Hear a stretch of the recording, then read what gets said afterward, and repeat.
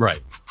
And so, again, actions speak louder than words, and it would behoove them to, whenever they're speaking, to have a move to at least talk about. Yeah, they need a move. They need a move. Like something.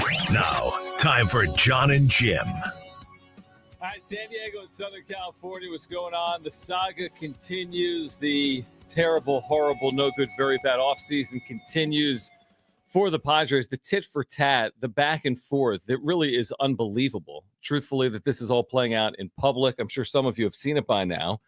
That Matt Seidler, the Seidler Bros, have responded to Sheel Seidler's lawsuit. They have filed that response. And the primary allegation, and there's so much to get into, Jim, the primary allegation there is that Matt Seidler says that Sheel's lawsuit cost them Roki Sasaki because she threatened relocation. And I think you and I both find that funny, because if they're saying her claim was reckless, isn't this claim just as reckless, that they would have landed Roki Sasaki if not for this lawsuit? If for not the timing of this lawsuit, if for not her saying relocation, Roki would have been ours. There's no evidence of that. But here we are, Jim, back and forth another day. Matt Seidler, Jon Seidler, Seidler Bros, Sheel Seidler. Meanwhile, a day closer to opening day, no moves. Nothing's happening. We're just going back and forth with litigation right now. Hi, John. how are you? Happy Tuesday. Is it only Tuesday? Dude, Jeez. I thought today was like Friday. Wednesday. It was Sunday. And I go, wait, it's Tuesday? How is it Tuesday? I have no idea. Was yesterday Monday? Yesterday was Monday. That makes sense then. Yeah, yesterday was Monday. Today's Tuesday. Tomorrow's, guess it, it's Wednesday. Wednesday. Yeah, and then Thursday's after, followed by Friday. Followed by more lawsuits. I mean, these two sides are throwing haymakers right now. They are. It's every morning that I wake up, at least for the last couple of weeks. What article has dropped? And I check to see what's going on in Padres land today.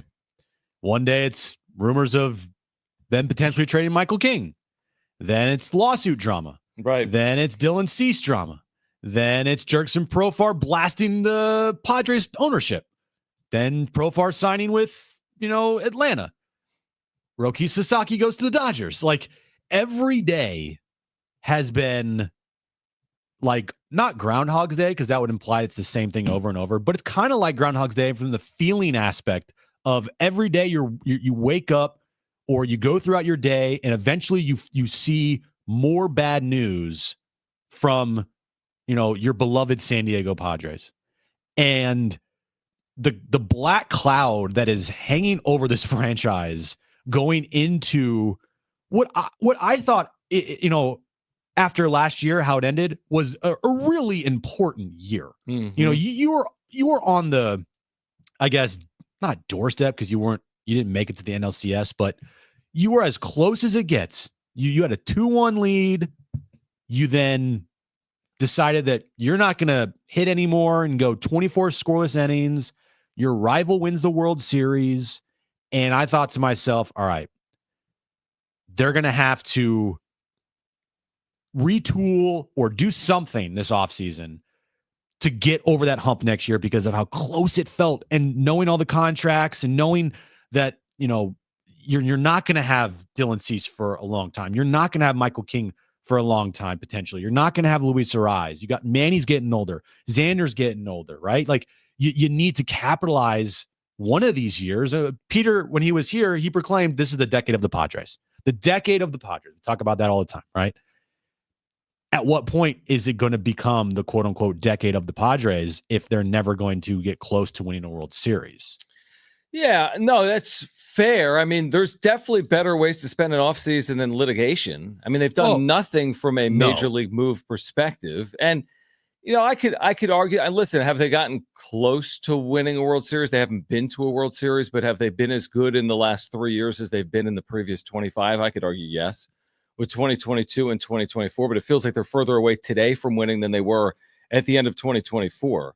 But when here's my issue with what's going on this offseason. It's taking away from winning. Yep. That's and I'm convinced of it. I cannot be convinced otherwise. And I'm not saying Manny Machado is going to hit 248 because of the lawsuit as opposed to 278 without it. I don't think his batting average is going to be dependent on it. I think the team will find a way to be the team, and I think Mike Sheel will do his job, so on and so forth. But AJ Preller has done nothing, and that's not a coincidence. There's a reason why when Kevin Acee writes the franchise has been paralyzed by these lawsuits, that coincides with Preller doing nothing. And real quick, though, because I have to make this point again, for Matt Seidler and the Seidler Bros to say that Sheel's allegations were so reckless, the fact that she threw relocation in there that cost us a chance to land Roki Sasaki. No, don't throw that. Don't say that, because we're not that foolish. Like when he said this in the lawsuit, during a crucial time when Padres management was in late negotiation stages with the star pitcher, Sheel's lawsuit recklessly suggested that Matt and his brothers were plotting to relocate the Padres elsewhere. That's in the filing. So let me get this straight. They were in late negotiation stages with a star pitcher when the lawsuit dropped. I don't buy it. I don't buy it. Every team was in late negotiation with a star pitcher. He was posted. There was a 45-day window. Again, it's like, if I'm going to be sold that the relocation allegation from Sheel Seidler was bad, then I think Matt Seidler saying Sheel cost us Roki, I think that's equally as bad. I don't think either are true. I don't think the Padres are moving, and I don't think Sheel Seidler's lawsuit cost them Roki Sasaki. Well, that's a lie. You know why? Because the lawsuit dropped on January 6th. Which was before the window opened. It was before the window opened. It was before they discussed or talked with Roki at all. It was before Roki came to San Diego. So, I mean, how could you say they were in, what is it? In late negotiation stages with the star pitcher? Yeah, how's that possible? When the lawsuit dropped well before you were able to even talk to the guy. Well, and not say, you could talk to him, but late negotiation? What we know, the timing of things, January 6th was before he was going to meet. He was meeting with teams, because that was the first Monday of the month, if I'm not mistaken. No, he had met with teams at the Wasserman Group before Christmas. Before Christmas or after? Right before. We'd have to look at the timeline. But late negotiations, like you said, that would imply that they were close. I don't buy it. I don't buy any of this. And none of it's good. Like, for both sides. Right. It's I agree. It's not good for Sheel. It's not good for the Seidler Bros. There is just a bunch of he said, she said stuff in here. And if you read Sheel Seidler's lawsuit, you're going to hate the Seidler Bros. If you read the response from the Seidler Bros, you're going to start questioning all of Sheel's claims. And that is what lawsuits and counter lawsuits do, is it makes you have to pick a side. Which side are you going to pick? Whatever. But at the end of the day, the thing that gets hurt the most is the most important thing, which is the team. And to have this black cloud over this team's head for the foreseeable future only is going to make things more difficult. You know, in 2023, the one thing I kept harping on a lot was this team is just not pulling on the same rope. We've all heard that expression, pull on the same rope. 2024, everybody pulled on the same rope. It produced an amazing season, 93 wins. Everybody had the same goals. 2023, you had guys that were quitting on the team. You had guys bitching about money. You had guys worried about their futures. Like, you had a manager and a general manager that hated each other. Like, you just had so many different things happening around this team and inside that clubhouse. It caused and created drama. And look what happened on the field. It was a disaster of a season. So now, coming off of one of their best regular seasons in franchise history, we are right back to drama-filled offseason with drama inside the organization. I don't know if it's going to leak its way into a clubhouse, but it's going to affect the team. That's for sure. We know it's going to affect them. And you and I have both said, like, if it does affect them, then maybe it would be better served if someone else is controlling this team. Like, they don't have unlimited time. You can't go punt on 2 years when Manny Machado is 31 years of age. And by the way, yeah, Sheel Seidler definitely had a PR win with her lawsuit, right? Over the Seidler Brothers. Like, it was good PR. I think most people sided with Sheel. And now the Seidler Bros response is maybe trying to, turn some of that public relations into their favor. Good luck.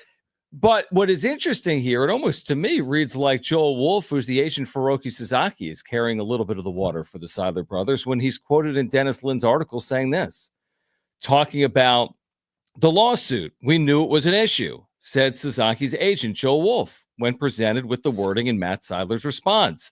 This is Joel Wolf. The timing of it appeared oddly strategic, talking about Sheel's lawsuit.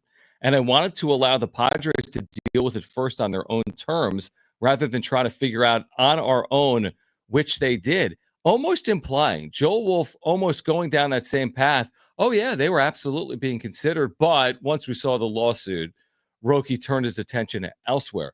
Again, we'll never know for certain, but I cannot be convinced. I think it's foolish to think that the Padres would have landed Roki Sasaki if not for this lawsuit. I think that's dangerous to go down that path. I'm not saying it wasn't a factor. We've talked about this a lot, but it's dangerous to go down the path that the Seidler Bros went down, which is if she didn't file this lawsuit, Roki's ours. Mm-hmm. Roki hasn't said that. I mean, Joe Wolf is saying this after the fact. Yeah, to have their inactivity this offseason and making zero moves and then taking that, and then losing out on Roki and essentially taking that and have it be implied that the reason why is because of Sheel is crazy to me. It's crazy because look at the facts here. Sheel right now at this point in time has no say in anything. She had filed this lawsuit so she could have say in things, so she could be the control person, right? So how are you going to blame somebody that's not even there? Mm-hmm. And by not even there, I mean, in the rooms making decisions and whatnot. Now, she's saying that she was involved in discussions, and that's great. But at this very moment in time, this offseason, she's had nothing to do with anything. So then to twist that and be like, the reason why this is because of Sheel? Her and I'm like, whoa. Take some accountability and maybe do something instead of blaming other people for your inactivity as an organization. And I know that the money issue is a big thing. I get that.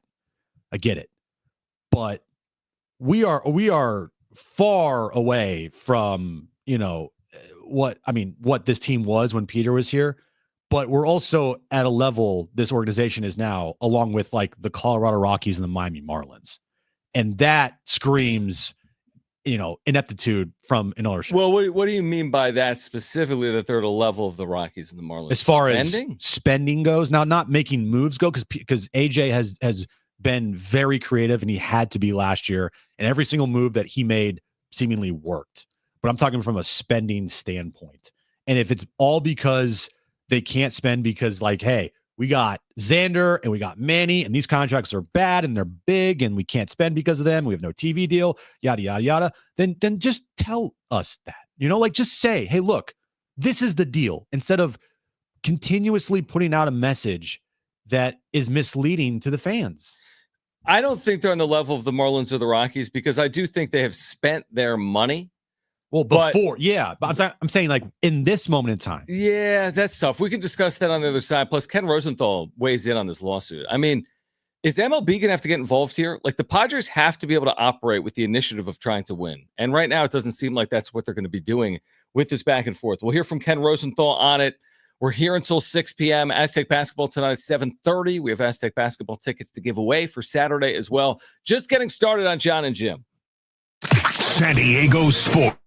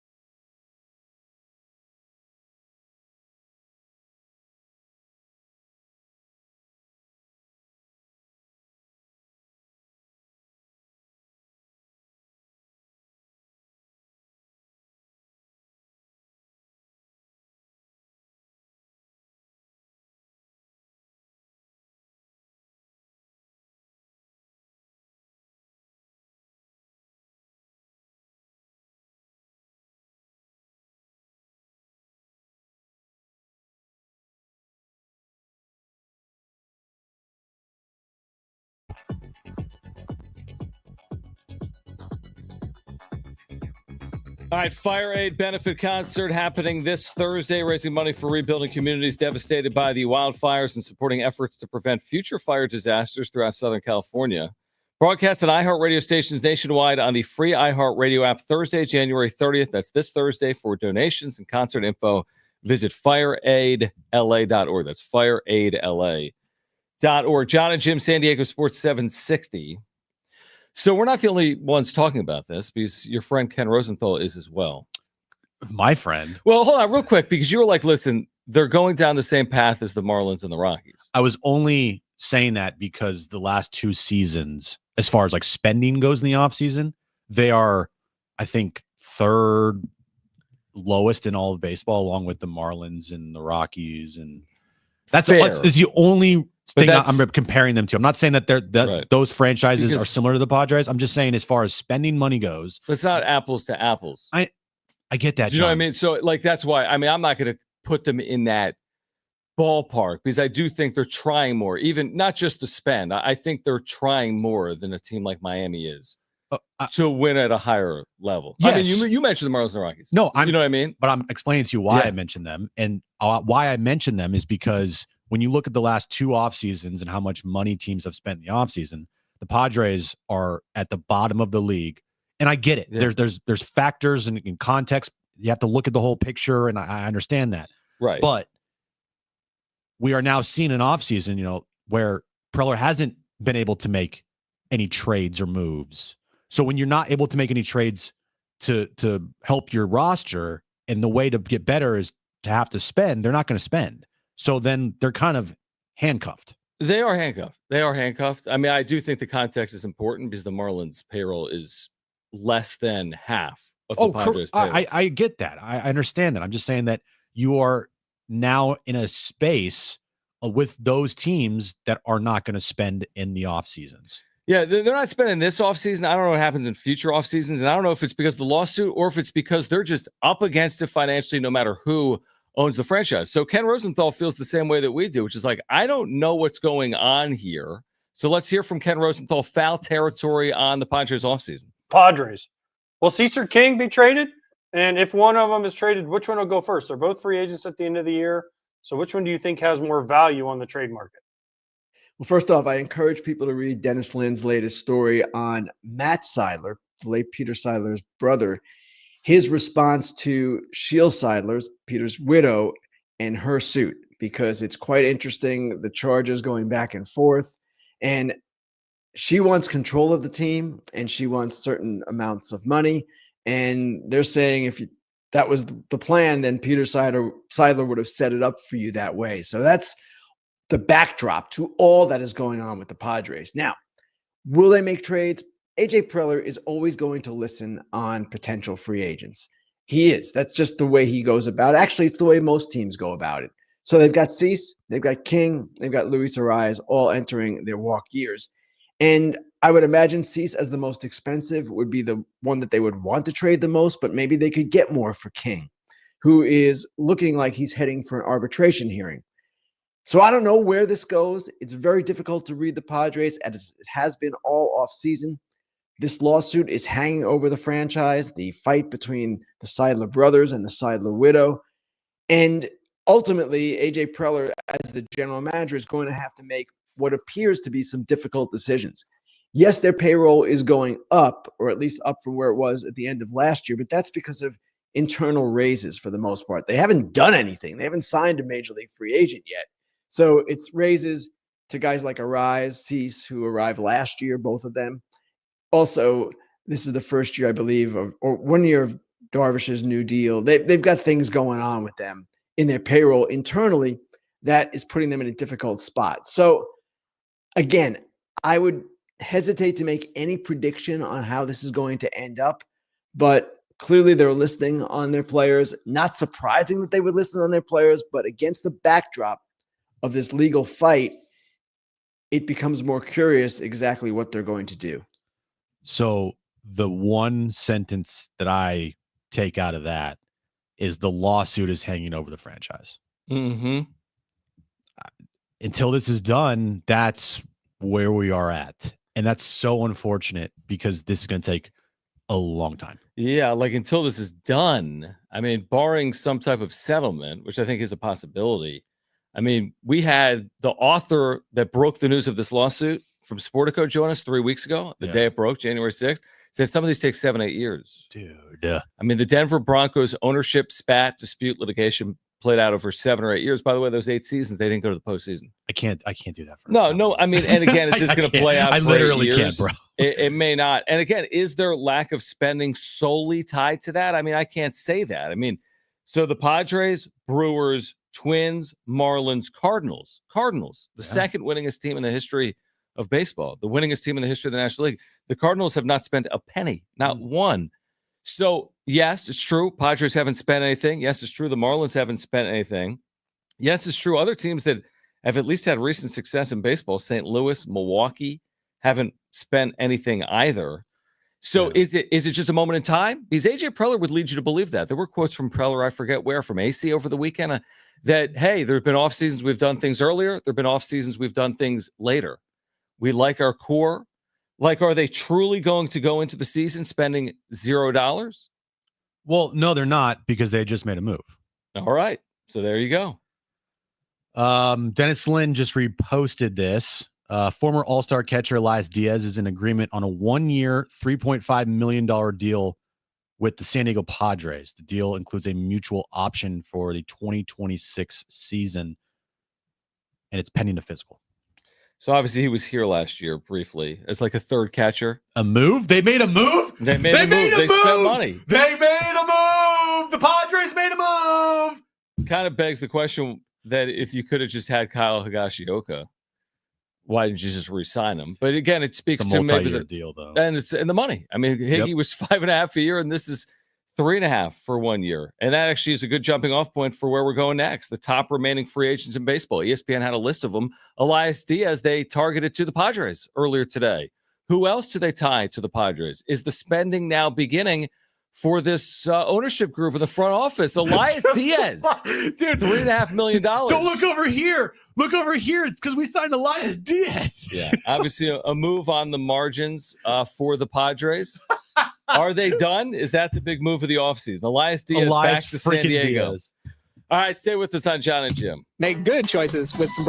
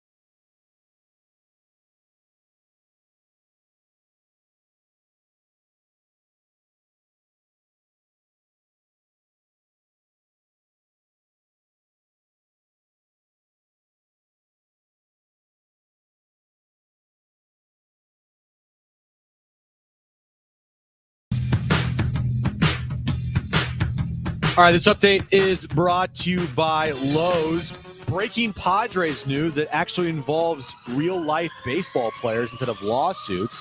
Padres have made a move today. First major league signing of the offseason. They signed former All-Star catcher Elias Diaz to a one-year, $3.5 million deal. The deal includes a mutual option for the 2026 season. San Diego State takes on San Jose State tonight. Tip-off 6:30 pregame right here on San Diego Sports 760.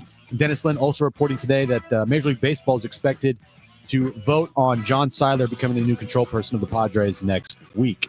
Lowe's knows it's easier to make the right calls when you have the right team. Download the Lowe's app to get their home improvement playbook in your hands so you can get their team's expertise anytime.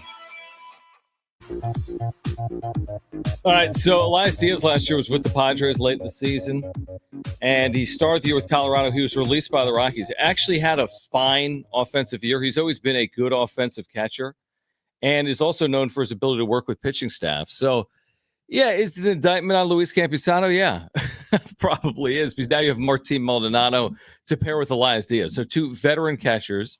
Does it save the season? It may not, but is it something that is a major league move? And, you know, I don't know, gives the Padres stability with their backstop position? Yeah, probably. Between Maldonado and Diaz and Campusano, they are your options at catcher for 2025. It's not sexy at all. No, it's not sexy. It's is like there a if- sexy catcher out there? No, it's like if you took your shirt off. That's how sexy it is. Yeah, it's very sexy. Not really at all.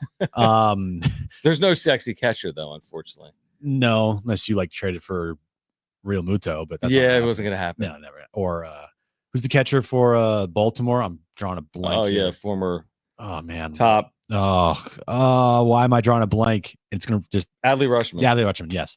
It's not one of those moves. And last year, to Preller's credit, no move in the offseason was sexy. Right, and they worked. And All of them. Everyone worked.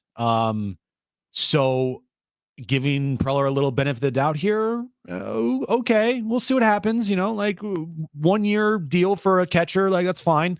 I think I'd much rather have had Higgy back, but I mean, I didn't, you know, for the years and the money, like, okay, whatever. But you said it. To me, my takeaway from this is, man, what a huge indictment on Luis Campusano. They have to go out and get two old veteran catchers because they don't believe in you.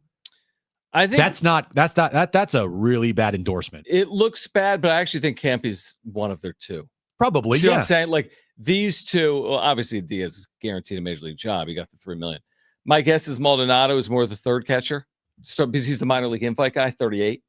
If he even makes the That's what I'm roster. saying. Yeah. So you have three to pare down to two. My guess is Campy is among the two. I would just think he's the backup to Diaz because you just paid him $3.5 million.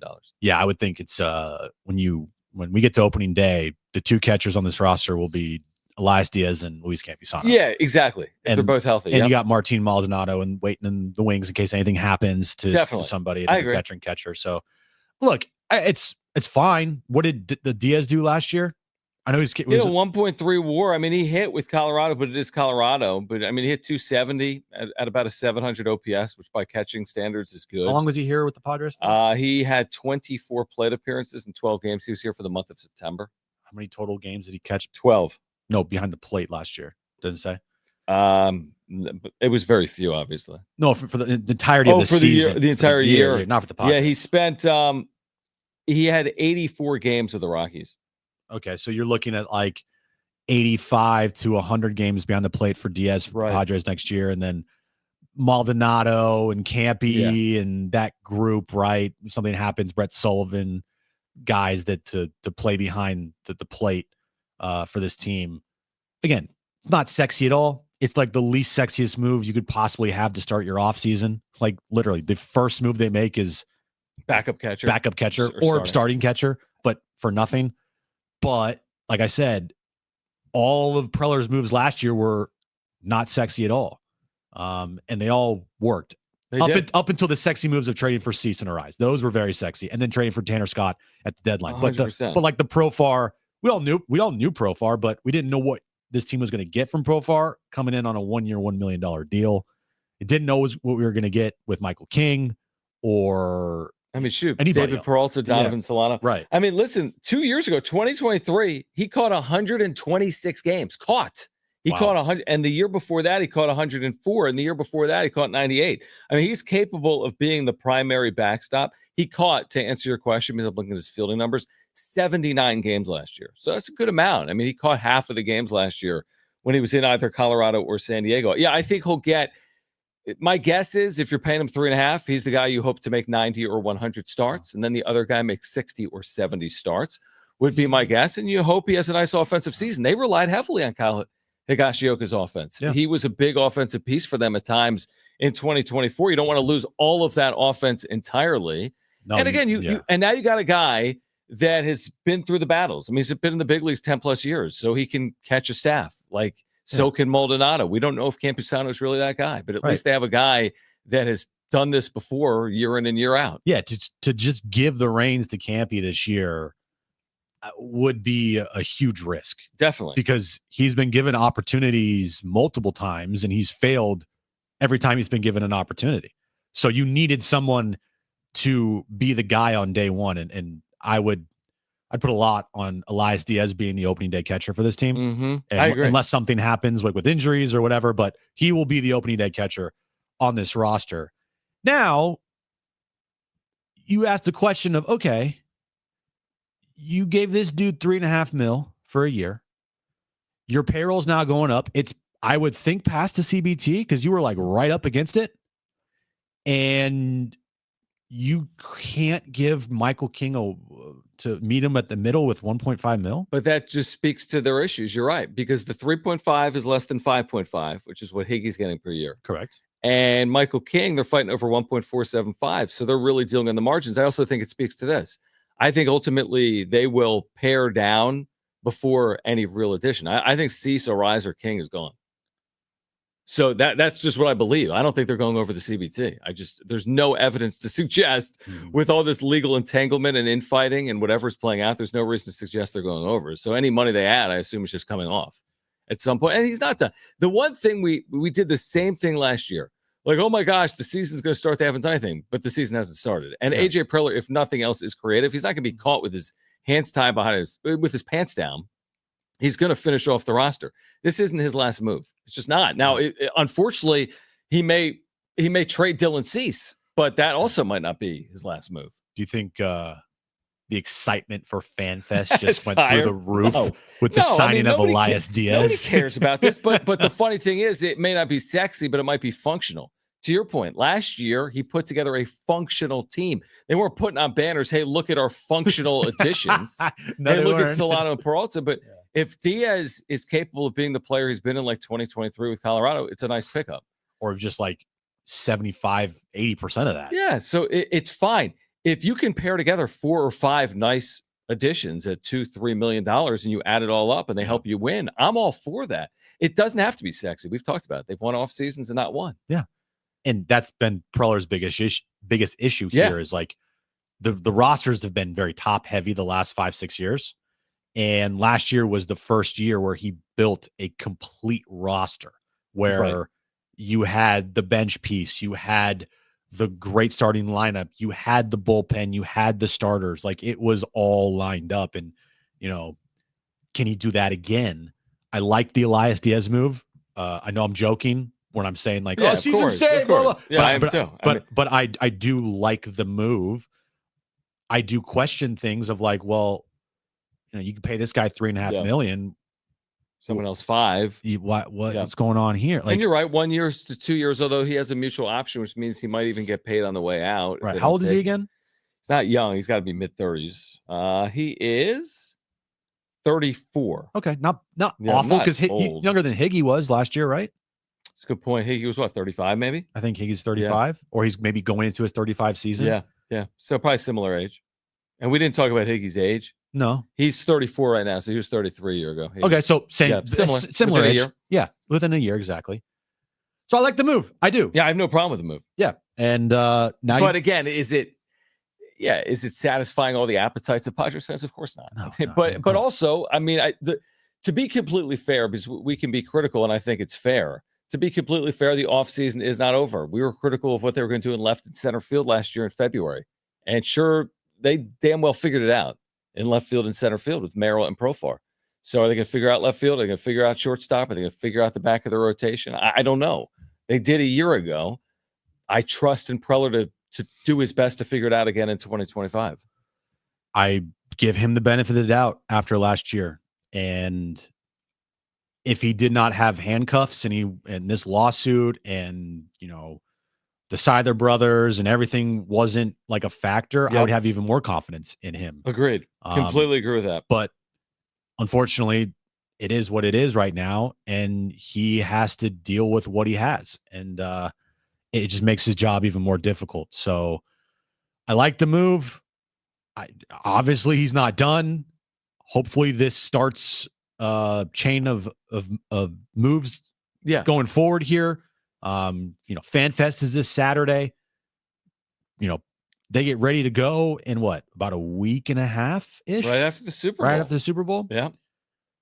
So yeah, Pillar's not done by any stretch. It just won't be a lot of sexy moves until the move of potentially trading Cease King or Rise to clear up money, and then everybody will be pissed again. Yeah, my advice would be don't trade Dylan Cease until after Saturday. That's just my 2 cents. Yeah. I mean, if I was the organization, and I mean, I'm serious when I think they have to pare down payroll. I mean, Kevin Acee said it with us yesterday, and Dennis Lynn's reported on it. And I'm not saying that by paring down payroll, they're not going to win. They pared down $100 million last year. But I think to make any sizable change here, you're going to need to free up some money, and they haven't done that as of yet. And don't get us wrong.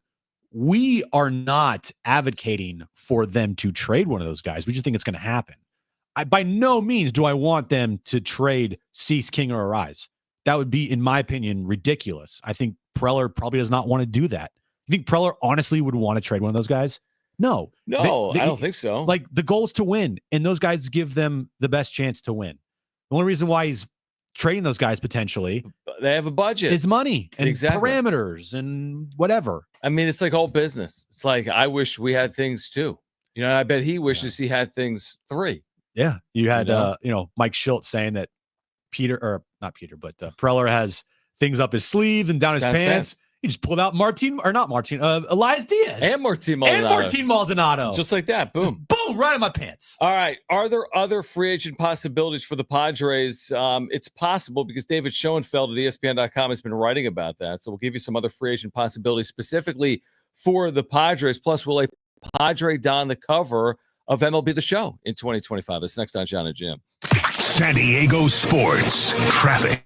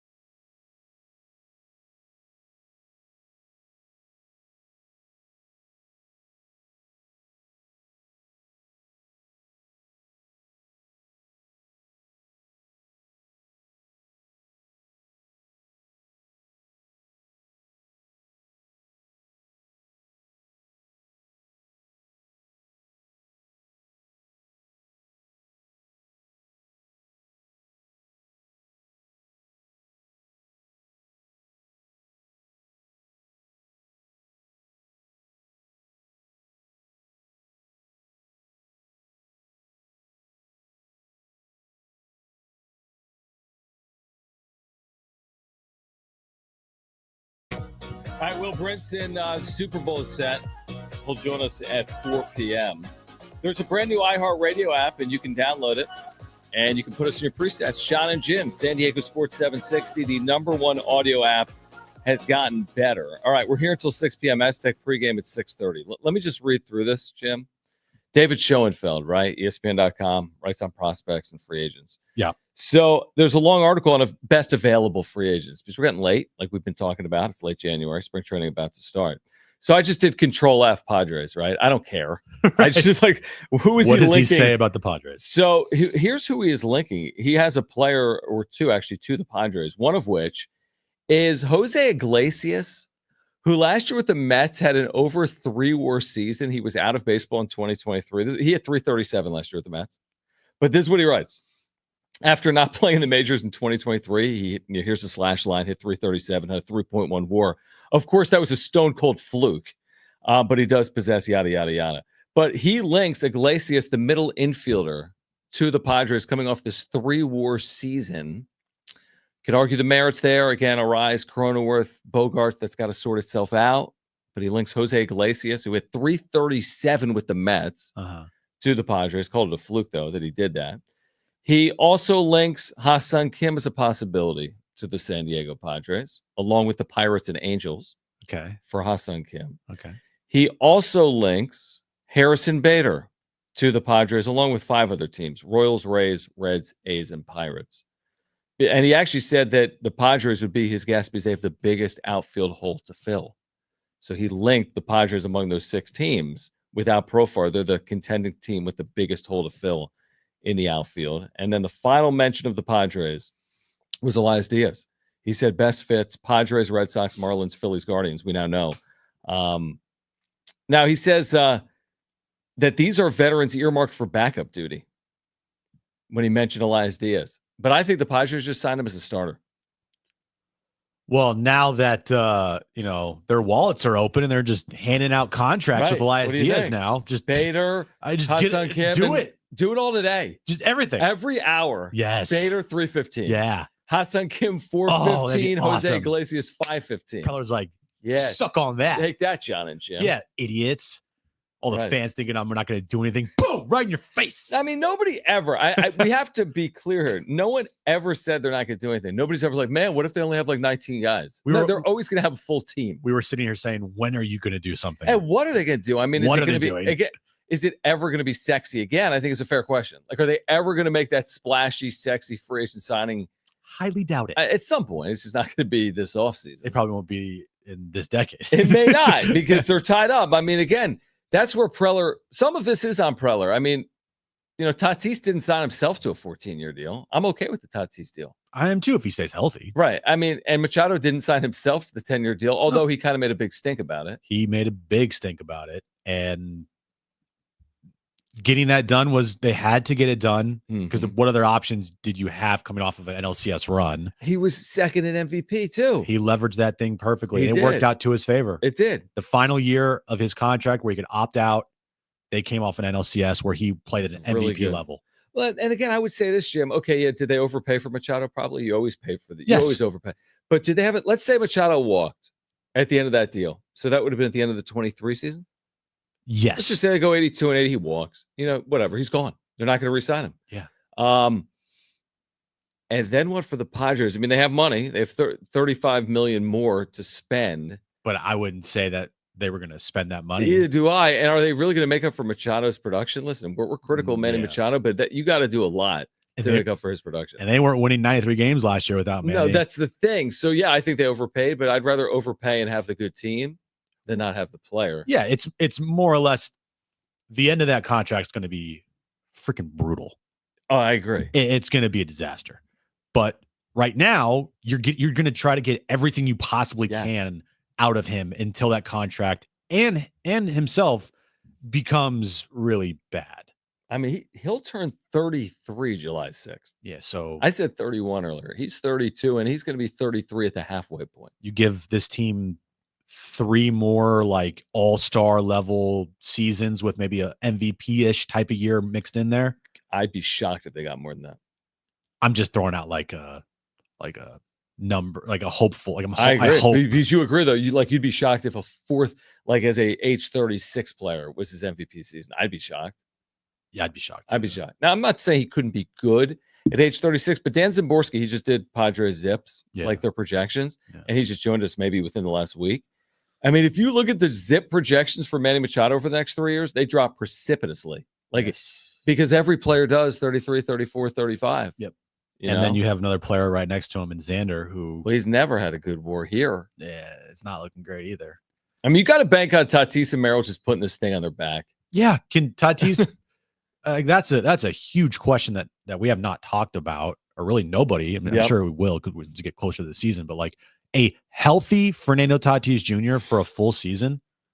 Well, Szymborski had him as a 6 WAR player in his projections today. Well, that's banking on him being healthy. That's the thing. I'd love to say too. I think he's absolutely a 6 WAR player, but he's never played 150 games in the major leagues ever, and he's in his 7th season. Like, can he give you 35 plus home runs? Can he give you 90 to 100 RBI? Can he give you a guy that has an OPS in the 900s again?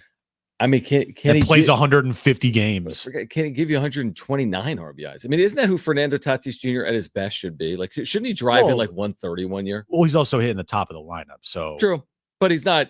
Yeah, okay. But I mean, isn't there going to be a year where he drives in 125 guys and hits 40 and exceeds his 2021 home run total?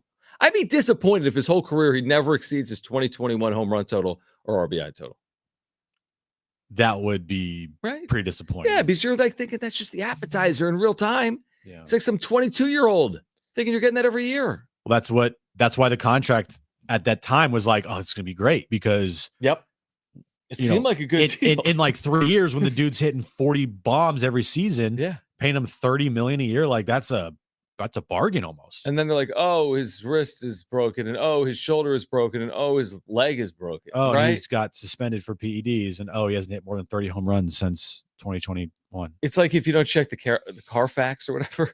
It's an amazing car, but then you like get under the hood. It's like it's an amazing car, but it has 190,000 miles on it. Right, exactly. And the car's only a year old. He's the only 25-year-old that seemingly has 190,000 miles on him. Yeah. He had a broken leg for half of the year. He started. It happened in against the Giants in during March the opening week. It was before opening day because they were playing before everyone else. I mean, it was like March 15th when he had a broken leg. All right, much more on the Padres in the 3 o'clock hour. Will Brinson, our CBS Sports NFL writer, will get us ready for the Super Bowl coming up at 4 p.m. We have Aztec basketball tickets for Saturday to give away. MLB The Show has announced their cover athletes. The Padres got to be on it, right? Maybe Jackson Merrill. That's next on Jon and Jim. When the wildfires struck Los Angeles, Severe fire weather conditions.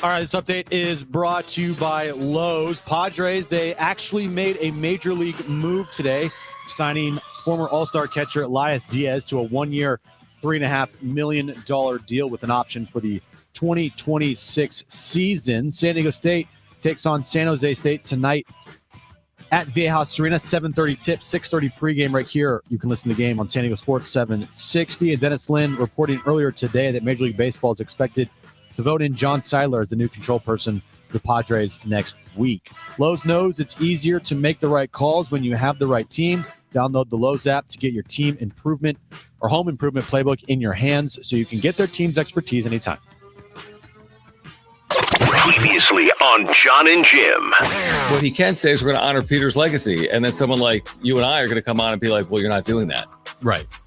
And so, again, actions speak louder than words, and it would behoove them to, whenever they're speaking, to have a move to at least talk about. Yeah, they need a move. They need a move. Like something. Now, time for Jon and Jim. All right, San Diego and Southern California, what's going on? This is hour 2 of Jon and Jim. Will Brinson will join us at 4 p.m. We'll talk about the Super Bowl. Aztec women's basketball player Veronica Sheffy hit a game winner against the top team in the Mountain West, UNLV, this weekend. She'll join us at 4:30, and after that conversation, we'll give away Aztec men's basketball tickets. But we talked about it yesterday. You just heard at the open. It could really serve them well to make a move. And today, Jim, they strike. They strike with a precision move. Elias Diaz, the catcher, who was released last year by the Rockies, who were the worst team in baseball. But he was with the Padres last year during that postseason run. He was in that clubhouse for the Dodgers series. I think people are just like sending mass text messages like, guys, did you see what the Padres got? Was he active in the postseason? No. Okay, but he was there? He was there. It was more like an insurance catcher. Yep. Towards the end. Maybe September, third catcher. Maybe he was, but he never played. Right. I can't remember him having an at-bat or catching an inning at all. Neither do I. Neither do I. But he was with the team for a little bit, so he was active. He was. He was active for the Dodgers series. Two catchers, Diaz and Higgy. Oh, okay. Well, I mean, they didn't. I don't think he had a bat. Did I don't recall him having a bat. I don't recall it. I'll look it up, but I don't recall it. Again, it's fine. Yeah, like it makes you want to wear a shirt that says it's fine. Do you think you walk into Fan Fest on Saturday and there's a big banner? We just signed Elias Diaz. No, like are they gonna have go crazy, folks? I think they're redoing the store, the team store in the Western Metal Building. I'm pretty sure they are. I got a release on it. Yeah. So I think maybe it launches for Fan Fest or who knows before the season. They're like, oh, we're gonna put the Elias Diaz jersey in the window. Section. I don't think there's a Diaz section. Would be my guess. By the way, postseason batting. Listen to this. He had 1 AB against the Dodgers. What? And he struck out. When was that? Someone find the box score. What was the moment? What game? He had 1 AB in the postseason. Didn't play against the Braves. Did play against the Dodgers. Imagine if he had a hit. Result says L. So it was when one of the games they lost. Oh, it probably was game 2 when they blew out the Dodgers and they just. No, they lost. Result L. Oh, maybe the series result was an L? Oh, wait. No, game 2, they won and they blew out the Dodgers. Yeah, maybe it was in game 2. And they just was like, I don't know. I mean, we could look up the 5 box scores. Do I care to do that? No. I'm not. Someone can put in the chat if you're with us right now on YouTube. That's the move of the day. Elias Diaz, who was with the Padres last year in the postseason. He was active, Jim, for the Dodgers series. Great. They nearly won. So, like you said the other day, they're on the verge of not bringing back any one of their free agents. I was wrong. You're right. Yeah. They had 7 free agents that were on the roster in the postseason. I thought they were going to go 0-for-7. I was wrong. Preller must have been listening. Like, I'm going to shut this guy up. Oh, Kevin just dropped an article. Oh, did he? On what? Updated on Elias Diaz? No. Oh my gosh! An update from Sheel Seidler's attorney. Yeah. So, Sheel, he wrote the article. We can't have 5 minutes to celebrate Elias Diaz before more lawsuit news comes out. Can they just do this in court? No, they aren't going to do it in court. These things always are through the public, seemingly, and then the court ends up deciding what's going to happen. Do you have? Are you anything? All right. Statement from counsel for Sheel Seidler Tuesday afternoon read. For this is in response to Matt Seidler's filing. Again, this is like the Spider-Man meme where they're both pointing at each other. or it's playing out publicly. It reminds me of that meme where the two guys are on a street walk and they're just flipping each other off. That's great. And then they just I'm gonna flip you off even harder. It's and so they just true, try to man. walk away, and then he turns around, and he flips that person off even harder. It's like that's how I view this: is they're just standing there and they're just flipping each other off. Listen to this. The response, for all of its bravado, talking about Matt Seidler's filing, is especially thin in responding to the very specific and serious allegations of Matt and Robert Seidler's breaches of fiduciary duty. It's ironic that they accuse Sheel, Peter's wife of 2 decades and the mother of his 3 children, of misusing his assets, while at the same time they have reaped the benefits of Peter's generosity for decades. The fact is, we will win in court because the defendants have shown they have no case. In short, listen to this. I love when they use sports in the response. Yes. In short, their response is a total strikeout. Oh, a strikeout. Strike 3. Like you're a swing out. and a miss. Swing Jim. and a miss. I know. That's the analogy. Like a baseball thing. So that's the response. I can't help but just shake my head and laugh. Like, because this is all ridiculous. And I don't know if it is or not. I mean, there's a lot of money on the line, a lot of control. I'm not saying it's not. Yeah, There's no merit to this. I'm just saying you're saying that you're not saying there isn't merit to this. Yeah, I there absolutely is. Yeah. Why I say it's ridiculous is that, like, we've had more articles written this offseason about lawsuits than the actual team on the field. True. And how this is going to be the overarching cloud that follows this franchise for the foreseeable future is why I call it ridiculous. And I just can't help but feel bad for all parties involved. I agree with that. I do. Mostly the fans, because I the analogy yesterday, you got 2 parents going through a divorce. The kid is the one that gets hurt the most. I am with you, man. And in this analogy, the kids are the Padres fans, and all Padres fans have to now be subject to this entire lawsuit playing out through the public, through the media, and it's a joke. Yeah, I mean, here's the 2 things can be true. Is she entitled to her day in court? Absolutely. She absolutely has that right. Does she have public opinion and public favor? Yeah, absolutely. Yes. Doesn't mean she's going to win this. No. It doesn't mean that Jon Seidler won't ultimately be in control. In fact, we've said many times we think ultimately the Seidler brothers probably will be in control. There may be a settlement.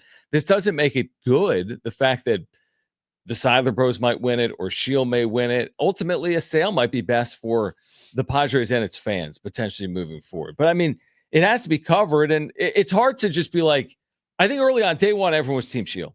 Yep. Because, I mean, the allegations were serious. Like, like they cut me out and they're going to relocate the team. Like, oh, excuse me? Yeah, what? That's a pretty serious allegation.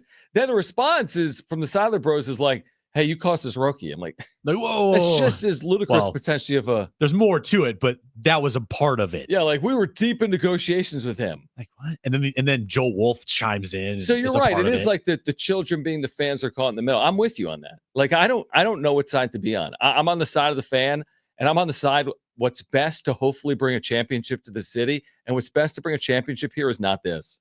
No. And I tend to think that Sheel has absolute, claims to certain things. And I think that some of the things that she is claiming are possibly true. Yeah, I don't think it's frivolous. I don't know why she would do this if she has absolutely zero claim or rights to anything. Right. But on the flip side, there's always one side, and then there's another side, and then there's the truth. Yep. And I don't think everything Sheel is saying is the truth, and I don't think everything the Seidler bros are saying is the truth. I think there's somewhere in the middle where I think both sides are telling some parts of the truth, and then they're also going to be exaggerating their side as well. I've 2 weeks in, 3 weeks into this whole thing, the more I think about it, John, the end game for this, to me, it feels like it has to sell. Because if and when the Seidler bros win this lawsuit case, they have no goodwill with the fan base unless they win at a high clip. So they are win on field. Yeah. So they are put in a corner and a lot of pressure to win. And if they're not going to be doing the necessary things to do that and handcuffing Preller because of the money that Peter spent, then they have nothing that they could do to make the fans be on their side. And if Sheel wins, which I don't think she is, but if she did happen to win this, I have no idea what's going to happen with the franchise. I feel like there's only two real outcomes. Hear me out. There's only two real outcomes. One is a sale, and one is a settlement. Nobody's winning this. This isn't going to court. Not going to open up people's emails from the last 15. You think Sheel Seidler wants all of her emails for public consumption? Do I think Matt and John want all of this documentation out there for public view? It's either sold the franchise, because these two sides, like you said, keep giving each other the finger and don't get out of each other's way. Right? So, I always reference, what's the book, Brent? The Dr. Seuss book where they won't get out of their way? It's not the... I was going to say, you reference it every day. It's like these two guys won't get out of their way, and they build a city. Maybe the Lorax. They build a city around these two dudes because they're so stubborn. So they either sell it because they're so stubborn they have to sell it, and MLB steps in. By the way, that's always possible. I'm not saying we're there. It's always possible. It happens in sports all the time. The league gets involved. It says you got to sell for the betterment of this franchise and our league. Don't hurt our league. Don't hurt our business. You're infighting. So it's either a sale or they settle. And they write her a check. Yeah. Or she gets written in. Does that response from Sheel? The Zax. Does that response from Sheel sounds like she's going to go away quietly? No, I don't think she will. No. I don't think so. Maybe, but at this moment in time, does not feel like it. I agree. It does not feel like she is going to end up settling this anytime soon. Right. It could. We've seen that before, but at this very moment in time, I don't think there's going to be a change of heart in the next couple of days. No, either it's do I. like, you know what? Yeah, you're right. Let's settle this thing. I think it could take months or years. Yep, I do. You know what this reminds me of, by the way? The Zax? No, not the Zax. The Lorax? Not the Lorax. No. What is it? This reminds, and I don't think you were here for it. You might have gotten here right after. Okay. But the amount of time the back and forth of the Spanos that I dealt with environmental reports and lawsuits and stuff going on with the city council. Right. As far and as a vote. A vote, as far as the Charger Stadium went, that was so ridiculously nauseating. True. And of course, the end result there was a waste of time. That won't be this. No, I'm just saying it reminds me because there were a lot of days, John, and this is when I was producing Costa and Hartman. Dude, we would have city councilmen on the show, on a sports talk show, talking about DEIs or whatever environmental reports they were talking about. I don't know. I don't think you were talking about diversity, equity, inclusion. No, that's not what we were talking about. I did not mean that, because that's all I hear about in the news this day. But what I was talking about was environment. Oh my gosh. What's it called? Environmental. Like CEQA? CEQA, yeah. All that crap. Jim. John. Lord help you. CEQA. Anyway. California's Environmental Quality Act. Yeah. Stuff like that. Should we have a CEQA expert on?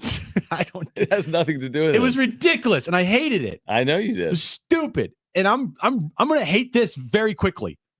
What lasts longer? Oh, dude. The lawsuit or Jon and Jim? All right. On the other side, who's going to don the cover of MLB The Show in 2025? Plus, still ahead, Will Brinson gets us ready for Super Bowl roughly 60. What is it, 59? It's 59. Super Bowl 59. Will Brinson will join us at 4 p.m. It's Jon and Jim. San Diego sports traffic. This report is sponsored by Lowe's. Northbound 15 is going to be heavy through Rancho Bernardo and Escondido this afternoon.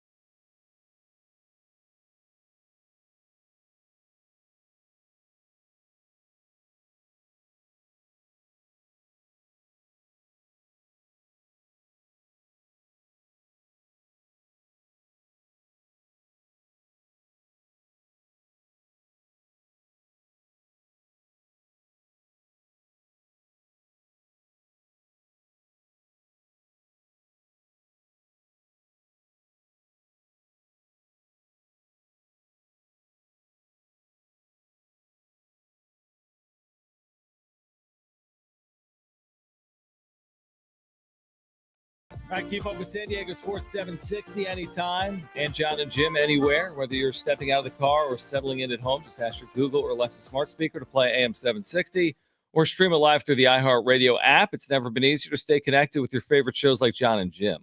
San Diego Sports 760 goes where you go. MLB The Show, produced in San Diego. Okay, this game is made right here, our backyard. Yeah. America's finest city. Yeah. So surely, when you're going to put some of the young stars on its cover, Yeah. and they're putting not one, but not two, but three. Yeah. Jackson Merrill's one of those young stars. Of course. Right? Yeah. Just kidding. What? So the three to don the cover: Paul Skeens, coming off his Rookie of the Year. Ellie De La Cruz, all he does is run, right, with the Reds. And Gunnar Henderson of the Orioles. These are three young stars in the game. They all happen to be what? In the states of Pennsylvania, Maryland, or Ohio. So it's just kind of Eastern block of three players in baseball. No Jackson Merrill on the cover of MLB The Show 25. Is that a miss? If if this is the route they're going with young stars, yeah, it's a miss. It seems like young stars to me. Well, 2 out of those 3 both won Rookie of the Year. Okay. Because Gunnar Hansen won Rookie of the Year, too. Gunnar Henderson? Yeah. Did Ellie De La Cruz win Rookie of the Year at some point? He did not. He was the only one that didn't. He was the guy that you wanted to make the All-Star team after like 10 games. He should have. Like, he needs to be an All-Star. Put Junior Camareno on the cover. That'd be awesome. The point is, bat flip. Okay, so 2 of them won Rookie of the Year, but 1 of them didn't. So that's not a disqualifier for Jackson Merrill. I mean, is Merrill not as much of a star as Ellie De La Cruz and Gunnar Henderson? Probably not Ellie. He's probably on par with Gunnar Henderson in terms of like star power, isn't he? Name recognition. So they did this last year. They had Jazz Chisholm on the cover. Mm-hmm. Was it last year they had Jazz Chisholm? 1 or 2 years ago, yeah. I think that might have been 2 years ago. What did they have last year? I don't know. That's the other thing. Does anyone really? No, that's kind of my point. Oh, it was Vladdy Jr. Oh, okay. Yeah. Okay. So do you have an issue? Hot take, Jim. Do you have an issue with this? You don't seem to have an issue with it. I mean, is it fake outrage? It's fake outrage. Okay. But I mean, if you're gonna have 3 of the young stars on there, it'd be nice to have Jackson Merrill. I mean, he was kind of jobbed out of Rookie of the Year. Couldn't they put him on the cover? Yeah, he should have won Rookie of the Year. I mean, let's be honest. I'll forever say that award was won by Paul Skeens because just of his popularity. Right. I mean, Merrill had a 4.5 WAR season. That's pretty darn good. He had a better year than Paul Skeens by like a lot, in my opinion. Ellie De La Cruz, he had the 14th best-selling jersey last season. Oh, put him on the top 3. Let's put the 14th best selling jersey. Well, you're wondering why. The show. So he's obviously more popular than Jackson Merrill, is what I'm getting at. That's the question we're at. Is he? Well, Jackson Merrill he's not in the top 20 for jersey sales. I know, so but he's a rookie. people aren't going to buy jerseys for a guy they don't. Who's number 1? Shohei? Yeah. Who's number 2? Bryce Harper. Then Aaron Judge, then Mookie, then Francisco Lindor. Put those 5 on the cover. Yeah, why can't we put the biggest stars on the cover? I like the young star. I think concept. they have to pay them more. Probably. Yeah. I like the young star idea. I have no problem with the young star. Or maybe put a 4th player. That's fine. If those 3 are all deserving, that's fair. If those 3 are deserving, that's fair. Maybe put a 4th player. I mean, but maybe they figure they just had a Padre on the cover not too long ago when Tatis was on there. Okay. So, but maybe. And I could be mistaken, but put Elias Diaz. Aren't these video games like you don't even have to buy like the actual game anymore? You just download it on your PS5, right? Right? Yeah. Yeah, you can do that. So, but it probably pops up like the loading screen, right? Yeah. Okay. When you click on like Mr. Gamer Netflix, there. it says like I know Raw as a picture of The Rock. But years ago, like you would go out and you'd buy the game and you'd have the actual physical game that you could. Yeah, the logo will pop up on your toolbar. Years ago, we walked both ways uphill to school in the snow. What? But you know what I mean? Yeah, things have changed. Yeah, you're right. Does the cover athlete? It's like being on the cover of SI now. Doesn't even matter. It doesn't even exist. It's like a digital version, maybe. Yeah. But I'm not going to lose too much sleep. In fact, I'm not losing any sleep. I'm losing zero sleep. I don't think Jackson Merrill's losing sleep. He didn't even care about not winning Rookie of the Year, truthfully. He's over at Tony Gwynn I saw that. Stadium. He's over at, just hitting balls, getting ready for the season. I do like that. Yeah, he was in San Diego today. posted on his Instagram. He goes, Why couldn't they be over at the ballpark rodeo? Probably because the Something. ballpark is not baseball even close to Year ready. round, Yeah, yeah. because they have like stuff going on. True, and the Aztecs start in like probably days. Yeah, so it's February, much they play easier to college go baseball. there and hit than it is at Petco right now. I was over there earlier. I should have been like, that would have been dope. Like, just walk by Tony Gwynn Stadium and be like, oh, it's Manny Machado and Fernando Tatis Jr. and Jackson Merrill. And then I could have gotten in the cage and taken some cuts of the guys. Well, we Jim. know Tatis is always in like the jungle or something before the season starts. He is always doing things. He's like doing some crazy stuff, and then Is he like practicing? Manny's playing golf, and Jackson's just like, where's the nearest batting cage? Right. Like, No, I need to know. go hit. I'm getting the shakes right now. I know. He's ready. They're Yeah. ready to go. Again, like against the backdrop of everything we've talked about for 3 weeks, lawsuit. Does that impact Jackson Merrill? Say he's not on the cover of MLB The Show. Does that impact Jackson Merrill? He didn't win Rookie of the Year. Does anyone care? Can't I the care players little. compartmentalize the outside noise? All they deal with in life is outside noise. The one player that I am curious to see what happens with this person is Manny. Very curious, because we know his close relationship he had with Peter. We know in Kevin's article yesterday how Sheel helped recruit Manny to San Diego by becoming very close with his wife and him as well during this whole process. Mm-hmm. So I'm really curious to when a microphone gets put in front of Manny's face and there's a question that's asked about this whole situation, if he says anything. Oh, that is interesting because he is a little bit of a wild card in terms of what he's. Some days of the media, everything's great. Oh yeah. Other days, you ask the most generic question and he just pops off on the topic or the stuff. That is an interesting point.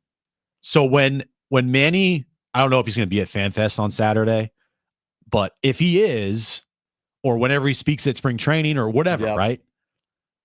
I'm very curious to see if Manny has any thoughts on this, because he's the one player that if he says like, I love Jon Seidler and I think Matt and Bob, they're great, and I love Sheel as well, that carries weight, and that will do a lot of good for the Seidler bros. But if he comes out and he just like eviscerates them and completely backs Sheel, like if any of that happens, or if whatever he says, that's going to carry a lot of weight. So I'm interested to see what Manny has to say about this whole thing. By the way, from Joe Batts in the chat, Tirso Ornelas and Leo DeVry is also in San Diego. Almost we be should have nice. gone to Tony Gwynn Stadium today, dude. The starting left fielder's here. Right. And the starting shortstop. Great. All the starters are here. Yeah. Apparently. The future of the team. All right. Speaking of San Diego State, let's get you ready for tonight. Aztecs back home in a game they've got to have. It's at 7:30 tonight. San Diego State, San Jose State. We'll get you ready. We do have Aztec basketball tickets for Saturday to give away on today's show. Plus, Will Brinson, CBS Sports NFL writer, will join us at 4 p.m. Super Bowl 59 is set. It's Jon and Jim. Don't skip out on OGs this new year. They've added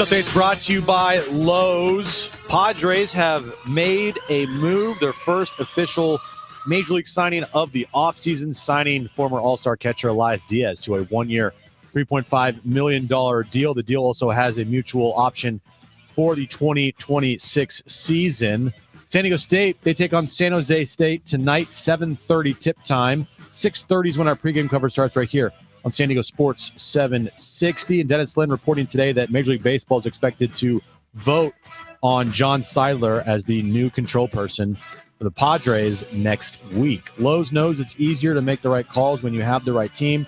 Download the Lowe's app to get your home improvement playbook in your hands so you can get their team's expertise anytime.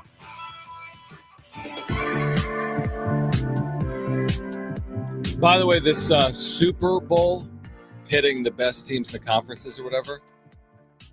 So I did the air quotes. The Super Yeah, Bowl? they're going to take the best team in the National Football Conference and pit that. Oh, the team. big game?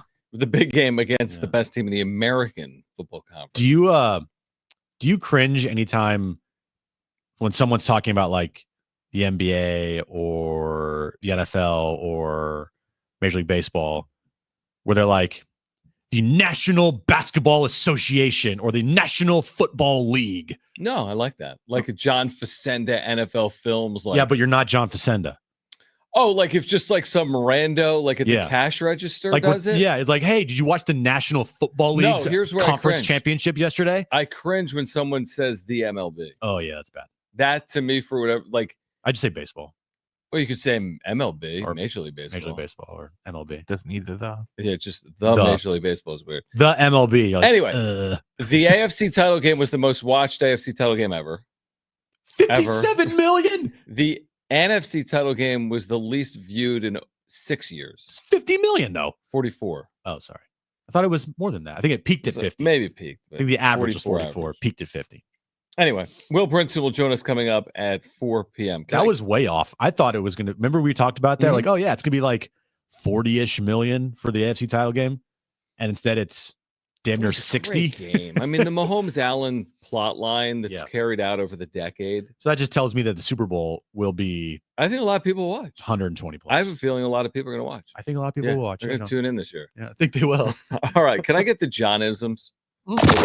Now we go into the mind of John Schaefer. Meat free. AJ Preller's daily lunch menu. You started stalking me. It's time for John-isms. I don't get it. I'll never get it. That's what makes it so good.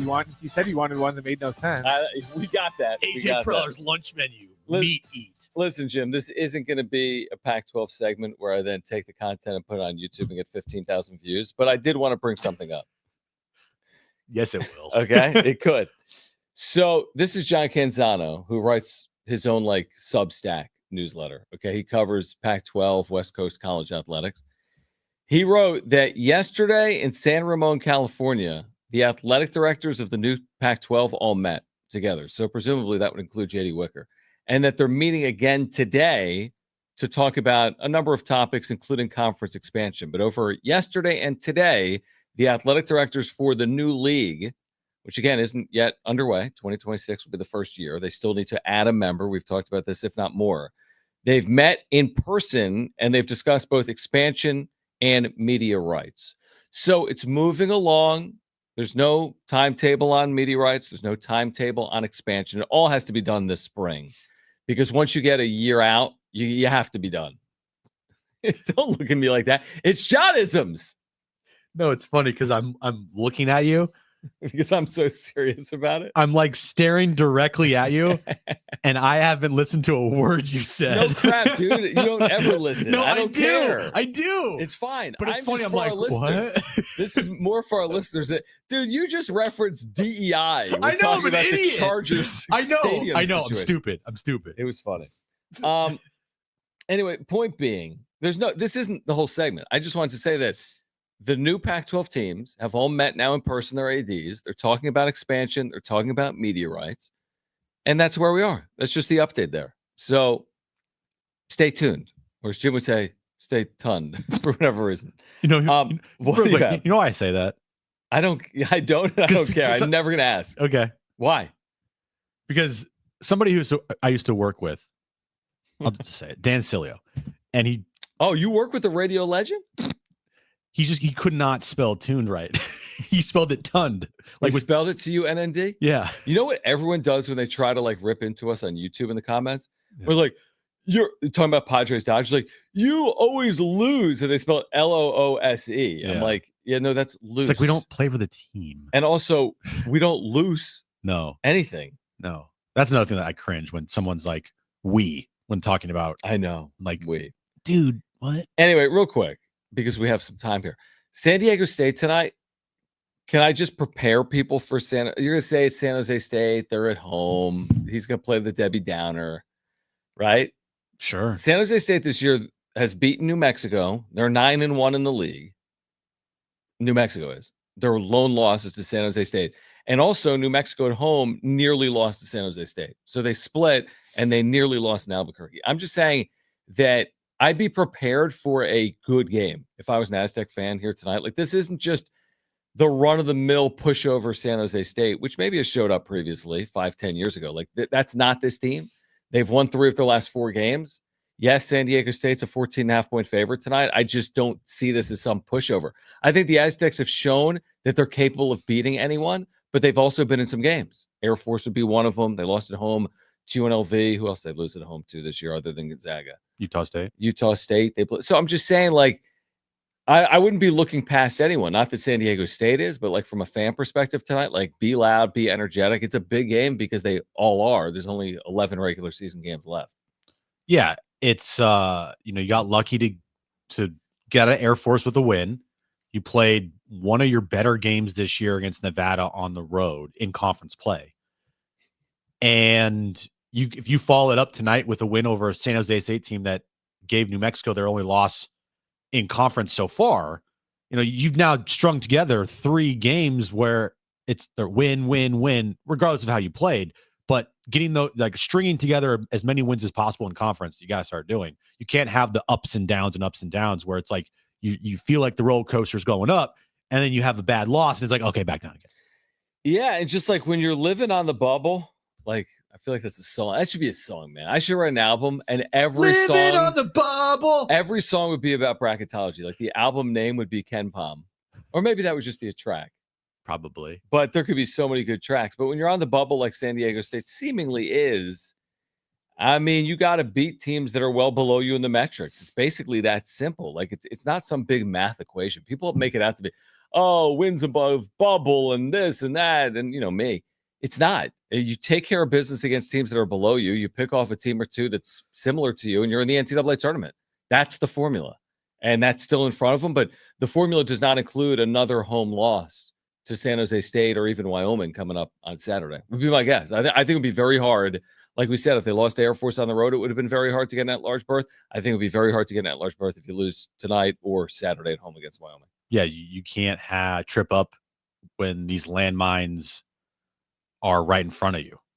You gotta avoid them at all costs and make sure that you don't trip up and have these losses on your resume.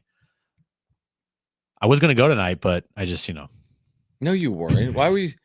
He replied to someone on Twitter, and he's like, I'm gonna go this year. I'm like, no, you're not. There's like 4 games. What do you mean there's like 4 games? Home games? I'll go to maybe 1. Maybe 5. You maybe now will go to 1. Yeah. Where's my ticket? Yeah. Email San Diego State. I mean, they'll take care of you. They'll take care of you. Why don't you go tonight? You and Aaron. What are you guys doing? You're going home. You're making dinner. You're watching The Bachelor, night 2 of the grand. Hey, look at this guy. Did you watch last night? I did. Be honest, Aaron watched. Swear to God, I did not even know that they were having another Bachelor season right now. Are you kidding? I'm not. Dude, that show. I know it's old and tired, but Kristen's into it. Tell Kristen to start watching the stuff that's actually really good. Send to Netflix, which is Love Is Blind and The Ultimatum. Right. Those are way spicier than the boring Bachelor. So we're watching The Simpsons when everyone else is watching like Family Guys. No, because Simpsons actually pretty good. Who watches The Simpsons new episodes? No, that was a good analogy, John. Thank you. I don't know. I've never heard of nobody watching it. Is The Simpsons still being made? Yeah, that's incredible. Yes, but it's a shell of its former self. Someone They've done listening to every me- story on the planet. Someone Yeah. listening has watched The Bachelor last night, Of course. right? Because The Bachelor Because is a you're huge married show. and your wife Yes. was watching. And Yes, but I'm telling you that Love is Blind and The Ultimatum and like 90 Day Fiance, those or Married at First Sight, those ones are whew. that's what you're into. Oh yeah. That's what Aaron's Way more into. drama. All right. On the other side, again, Will Brinson's going to join us coming up at 4 p.m. and we have Aztec basketball tickets to give away. We are here until 6 o'clock. It's Jon and Jim. San Diego Sport.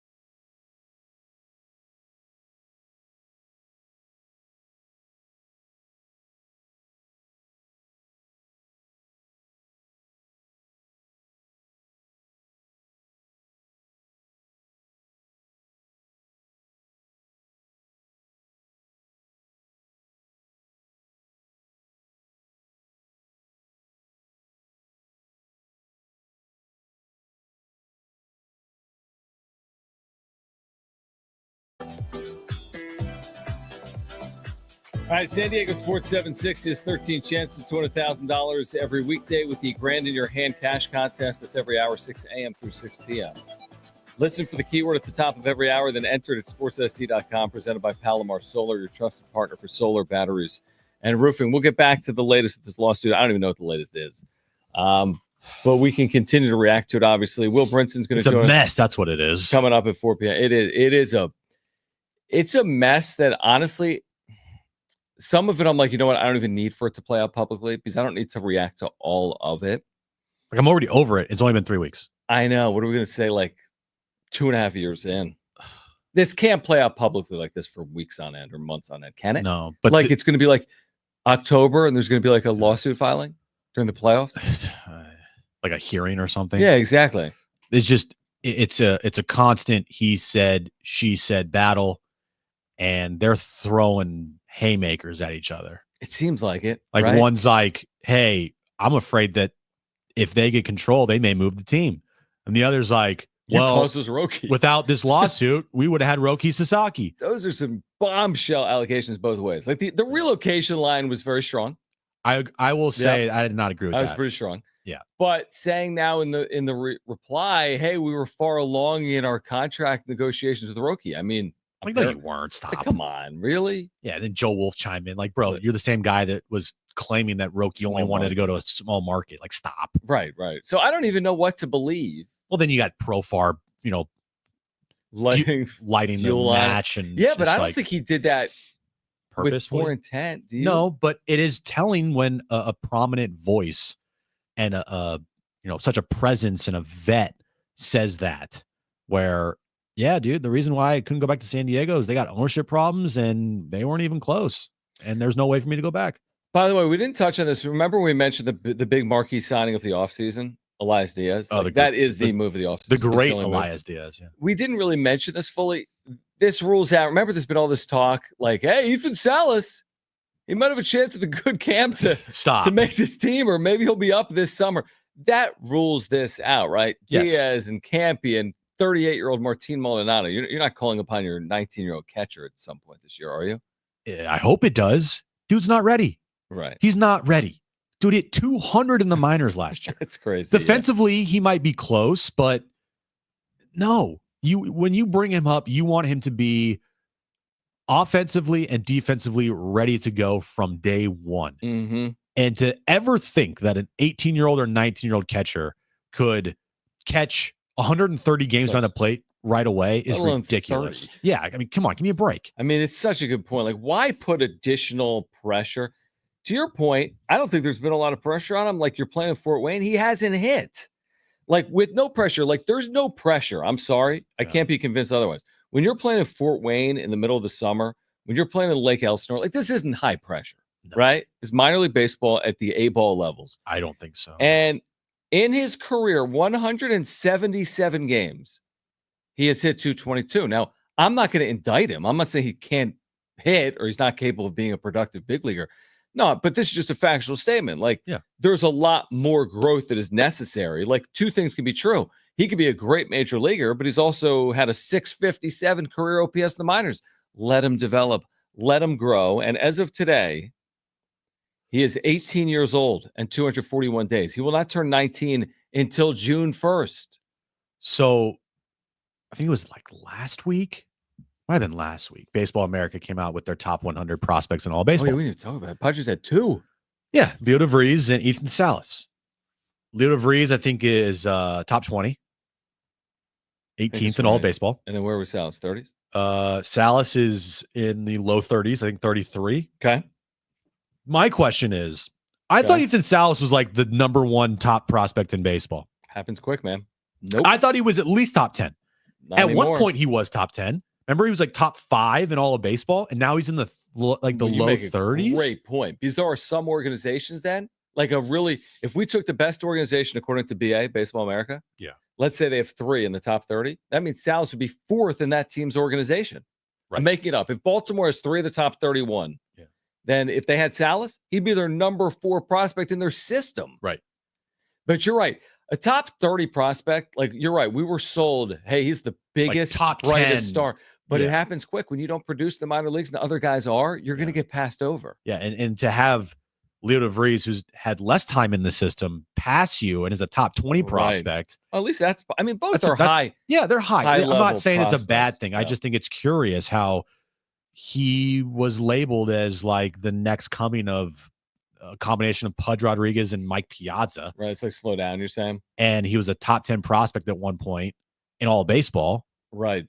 And now he's in the 30s in all of baseball. It was just weird to me. And I'm not really surprised by it because if you look at his numbers, they're not why would great. he be higher? Yeah, why would you say he's the number 2 prospect in baseball if he's had a 600 OPS in his career? Yeah. And again, this organization, by not going out in the free agent market anymore and deciding that Ethan Salas and Leo DeVries were untouchable. Yeah. And those are guys that we are going to bank on and as being cornerstones of the franchise, along with Jackson Merrill.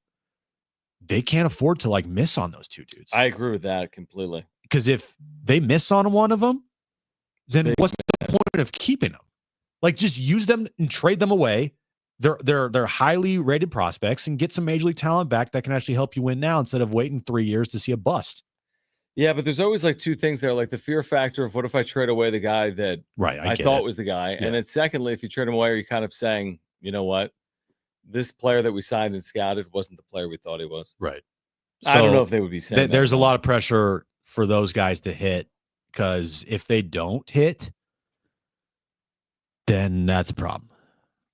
Yeah, no, I agree with what you're saying. And I would say that the Padres system in general is concerning because not only do you have Salas and DeVries, not as top 10 prospects, those are your only top 100 in the sport, according to Baseball America. Is there a level of subjectivity? Sure. Can someone from outside the top 100? Yeah, be good. But you have two. Think about this. There's only 30 major league teams, which means on average, each team has more than 3. You have less than major league average in terms of prospects in the top 100. There's some organizations with 7 or 8, I think, of the top 100. Well, that's what Preller does. He builds a system really well as far as rankings go. He makes sure to have a system with a bunch of highly rated guys, and he trades them away. And it's weird how they don't really pan out. But he does a great job of hyping them and cooking the books and making sure, hey, look at these prospects over here. This guy's highly rated, right? And then using them to trade for major league talent, but he can't do that every year. He needs to have a year to rebuild the system. Do you think either DeVries or Salas will produce like Jackson Merrill? I believe that if I had to pick one, I'd pick Leo DeVries. I trust Leo DeVries more now than I trust Ethan Salas. The numbers in the minors are the numbers in the minors. Right. Jackson Merrill didn't have great minor league numbers either. Right. But I'm going to need to see more, bro. Like, you can't hit 220. Right. Like, come on. So what has DeVries done in the minors? He's hit 227. Much more power. OPS is 763. Look what he did last year, though. He's also 18. I mean, he's 18 years old. Last year in Lake Elsinore, 238, 361 on base. That's massive from 238. 442 slug, 803 OPS. That's pretty good for a 17-year-old in the Cal League. I'll take that. I'll take that. Yeah, 11 home runs, 75 games. He's so young. How do you even know? 18-year-olds. I know. Jackson Merrill was basically 21. He turned 21 within the first month. Shortstop with the future? Maybe. It could be. Yeah. It better be. Yeah, it would be a nice core going forward if say Leo DeVries does hit and Ethan Salas doesn't, but at least you had DeVries, Merrill, Tatis. Mm-hmm. Shit. Good. What'd you say? I said shit. I did not worried. I did not cuss. I was don't worried. worry. All right, we'll get back to it. Will Brinson, Super Bowl 59. The matchup is set. It could be an all-timer, right? Philadelphia and Kansas City again. Will Brinson will get us ready for this game. We're less than 2 weeks away. Also in the 4 o'clock hour, your chance to win Aztec men's basketball tickets. And speaking of San Diego State, Veronica Sheffy hit the game winner against UNLV, the top team in Mountain West women's basketball. And she will join us coming up at 4:30. And we'll give away some Aztecs men's basketball tickets after that conversation. But on the other side, Will Brinson, CBS Sports NFL writer, gets us ready for Super Bowl 59 next.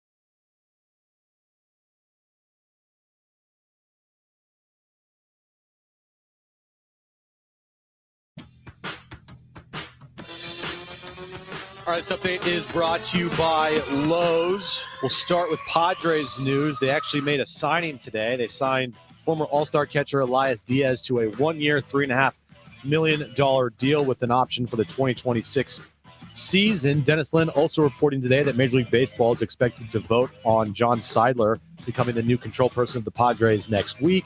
And San Diego State takes on San Jose State tonight, 7:30 tip time, 6:30 pregame right here on San Diego Sports 760. Lowe's knows it's easier to make the right calls when you have the right team. Download the Lowe's app to get their home improvement playbook in your hands so you can get their team's expertise anytime. Previously on Jon and Jim. What he can say is we're going to honor Peter's legacy. And then someone like you and I are going to come on and be like, well, you're not doing that. Right. And so, again, actions speak louder than words, and it would behoove them to, whenever they're speaking, to have a move to at least talk about. Yeah, they need a move. They need a move. Like something. Now, time for Jon and Jim. All right, San Diego and Southern California, what's going on? This is hour 3 of Jon and Jim. We'll give away Aztec basketball tickets for Saturday this hour. So be with us. And again, we're here until 6 p.m. Aztec basketball tonight at 7:30 with pregame coverage beginning at 6:30. But it's always great to welcome back Will Brinson, CBS Sports senior NFL writer, back with us here on Jon and Jim. So, Will, I'm curious here. Like, who would you have rather have been in real time? The Chiefs kick that field goal, they go up 3. But the Bills going to stop, and there's like 3.5 minutes left. And you're thinking, like, this is kind of set up perfectly from Buffalo's perspective. Like, I almost wonder, would Kansas City have switched roles in that exact moment? But, of course, Kansas City's Kansas City, and they find a way. Would you agree with that? Like, did you feel decent about where Buffalo was with the ball down 3.5 minutes left? And thanks for hopping on. Yeah, of course. Always good to tell you guys. I mean, my thought process was, all right, Josh Allen. Yep. You know, you've got a good run game. You've got, yourself.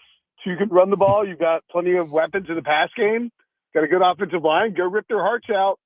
And, in this narrative once and for all, I think that Kansas City almost every time, not that they're going to choose to be, they're not going to choose to be down versus being up. But I do think if you said, all right, look, like credit to Steve Spagnuolo for calling the right plays at the right time. And Andy Reid does the same thing on the other side.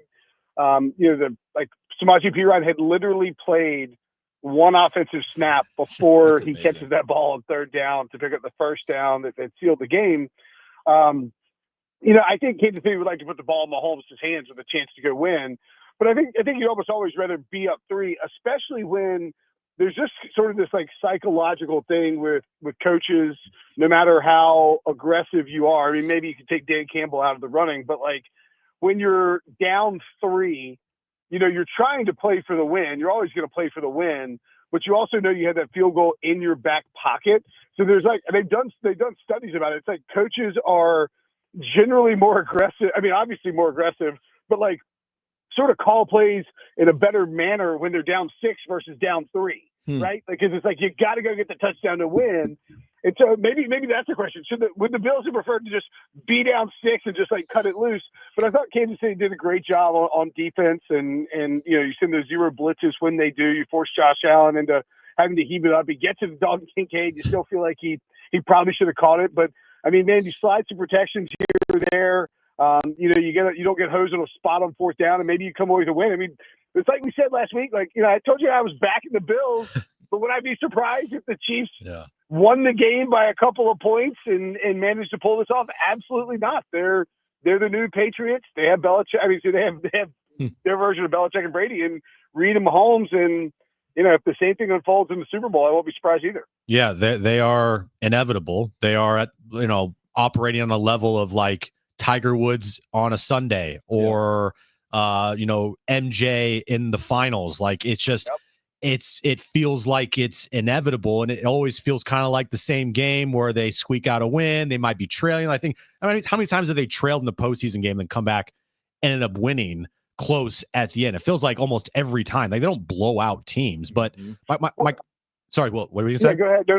No, I was just going to say, like, again, it's very Patriots. Like, you might not bring your A game. You might not have the best team you've ever assembled, But you said these edges at quarterback and coaching, both on the offensive and defensive side, it feels like a lot of times. And then what do you know? Right there at the end, they make the plays that they have to make.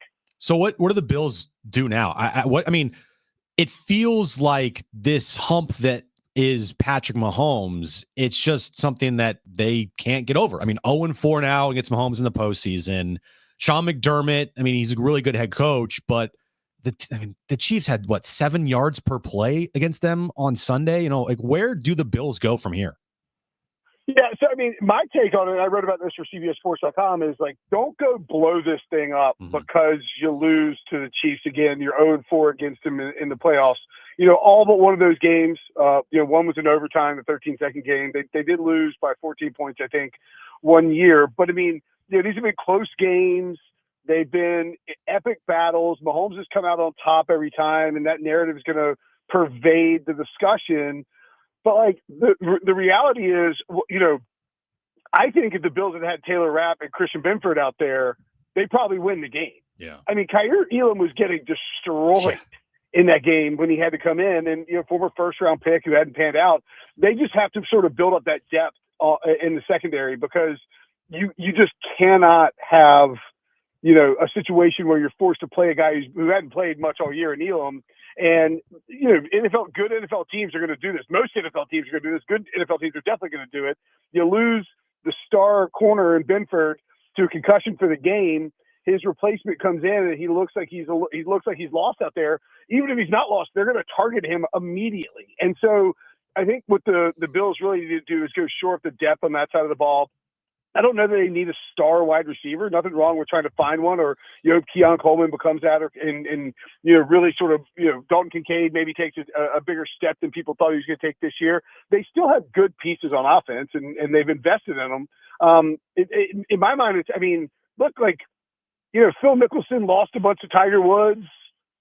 Charles Barkley couldn't beat MJ. You can't just throw up your hands and like blow the whole thing up and say, all right, like let's go see. But I mean, I was having this argument with a friend of mine about Sean McDermott. And it's like, okay, if you want to say fire Sean McDermott because they're not going to get over the hump, that's one thing. But if you're going to say that, I think you have to have an answer at coach. It can't simply be, let's go try this with Joe Brady and see if it works. Because, Joe Brady was already calling the plays on offense. I think it's a case of, if you're like, Tampa Bay when they traded for John Gruden, and you think you can go, get over the hump that way. And if you want to go offer 3 first-round picks to the Rams for Sean McVay, that's a whole different ball of wax. But just firing Sean McDermott and moving on to me isn't the answer. It's got to be more on the roster, because we've just seen the Chiefs against the Bills, and it's really more bad luck, injury attrition, all that, have just been able to throw against them in the playoffs because it's late in the season. The Bills are banged up. Call up those Tar Heels, man. $1 million buyout until June 1st. Yeah, right? you got right? Belichick. Come on. Will Brinson's with us, CBS Sports senior NFL writer. I've asked you a ton all year about Saquon Barkley. I want your perspective on this. Is there a comparable running back season? Again, he's got to cap it off. Let's say they win the Super Bowl. He goes for 122 touchdowns. Just say it. And he's part of the win. Like, what season's been better? He'd be well over 2,500 yards. He'd have a ring. He'd have 4 100-yard games in the postseason. He'd have all these touchdowns. Is there a comp here for what he's done this year? What do you think? If he goes, I think he needs 30 yards to break the all-time record for regular season and playoffs, and it's held by Terrell Davis. And I guess that's the comp. Okay. A little different running in the Mike Shanahan system. Saquon, maybe a bigger back. Terrell Davis, powerful as hell, but just not. Saquon is just a freak in nature. There's a reason why he was taken where he was taken.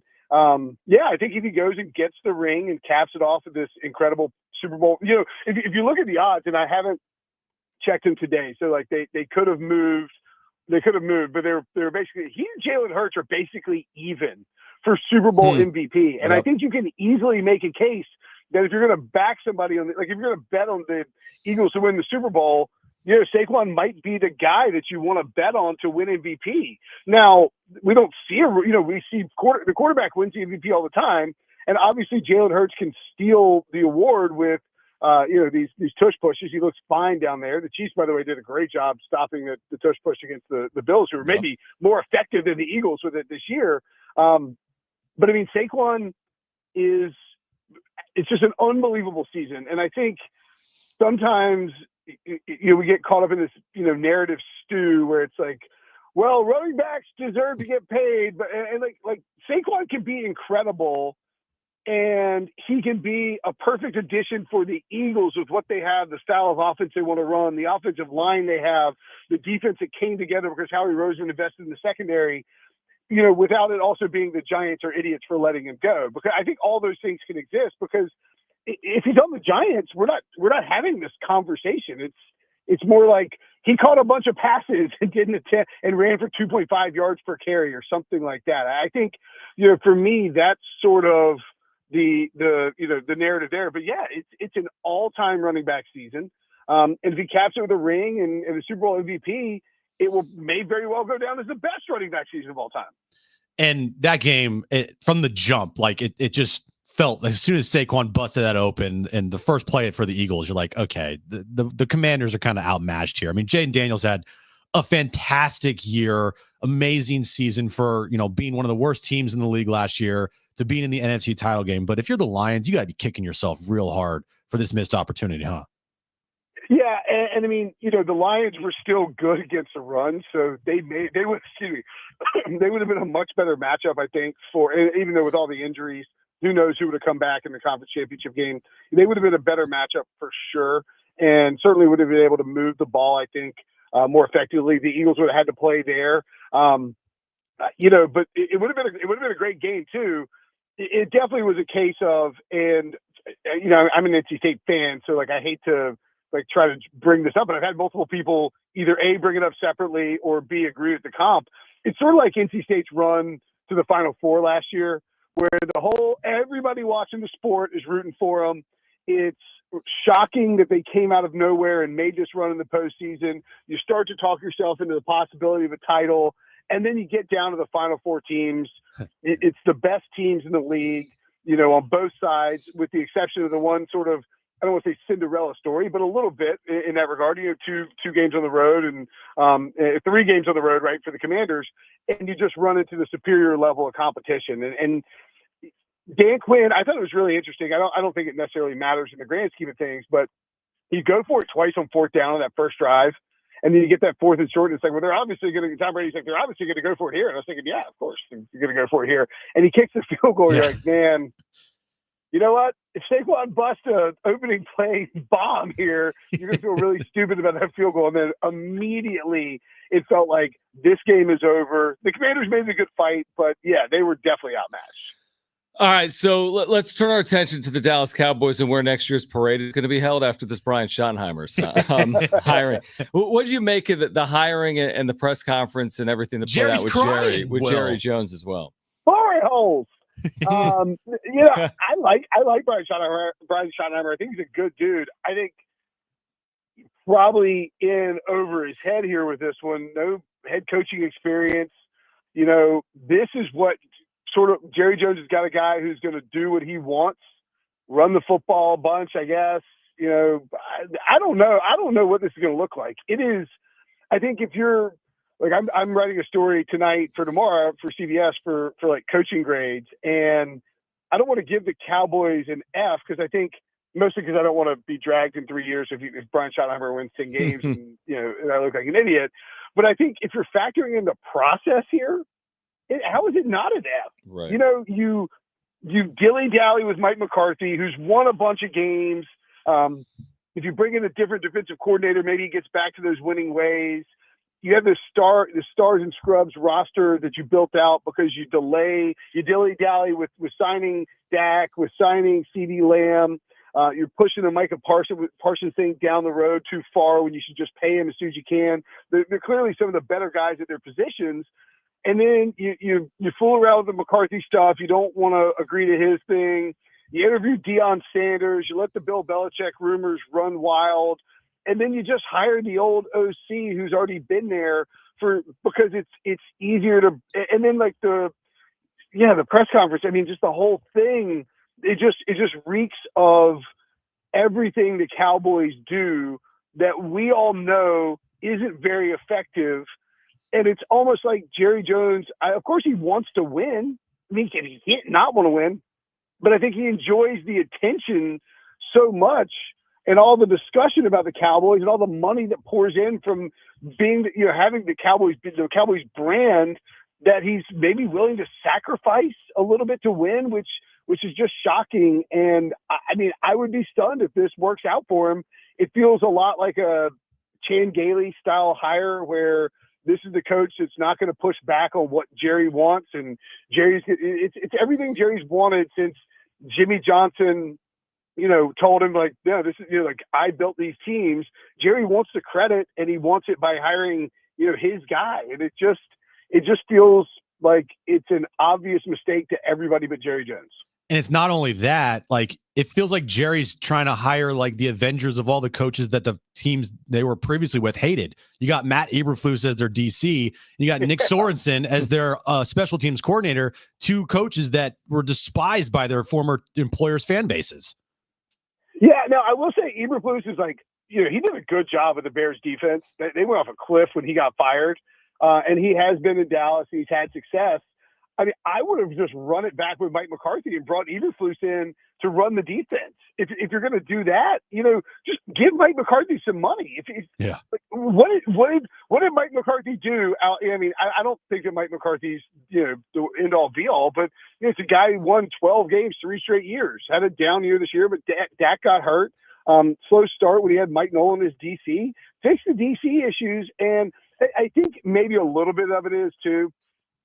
Jerry Jones, there were calls for at least 3 years.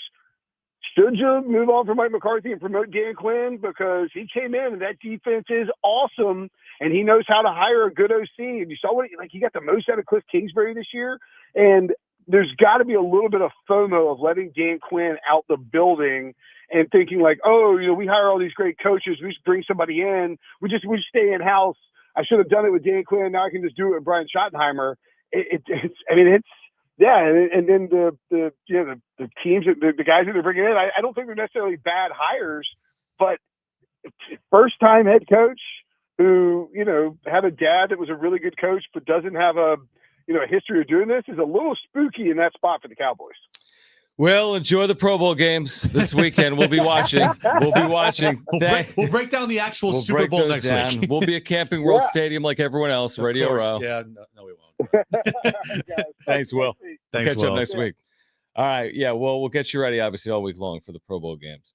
All right, we can react to that on the other side. Plus, coming up this hour, your chance to win some Aztec men's basketball tickets. We'll have a women's basketball player with us at 4:30. She had the game winner against UNLV this weekend. It's Jon and Jim. San Diego Sports Traffic. This report is sponsored by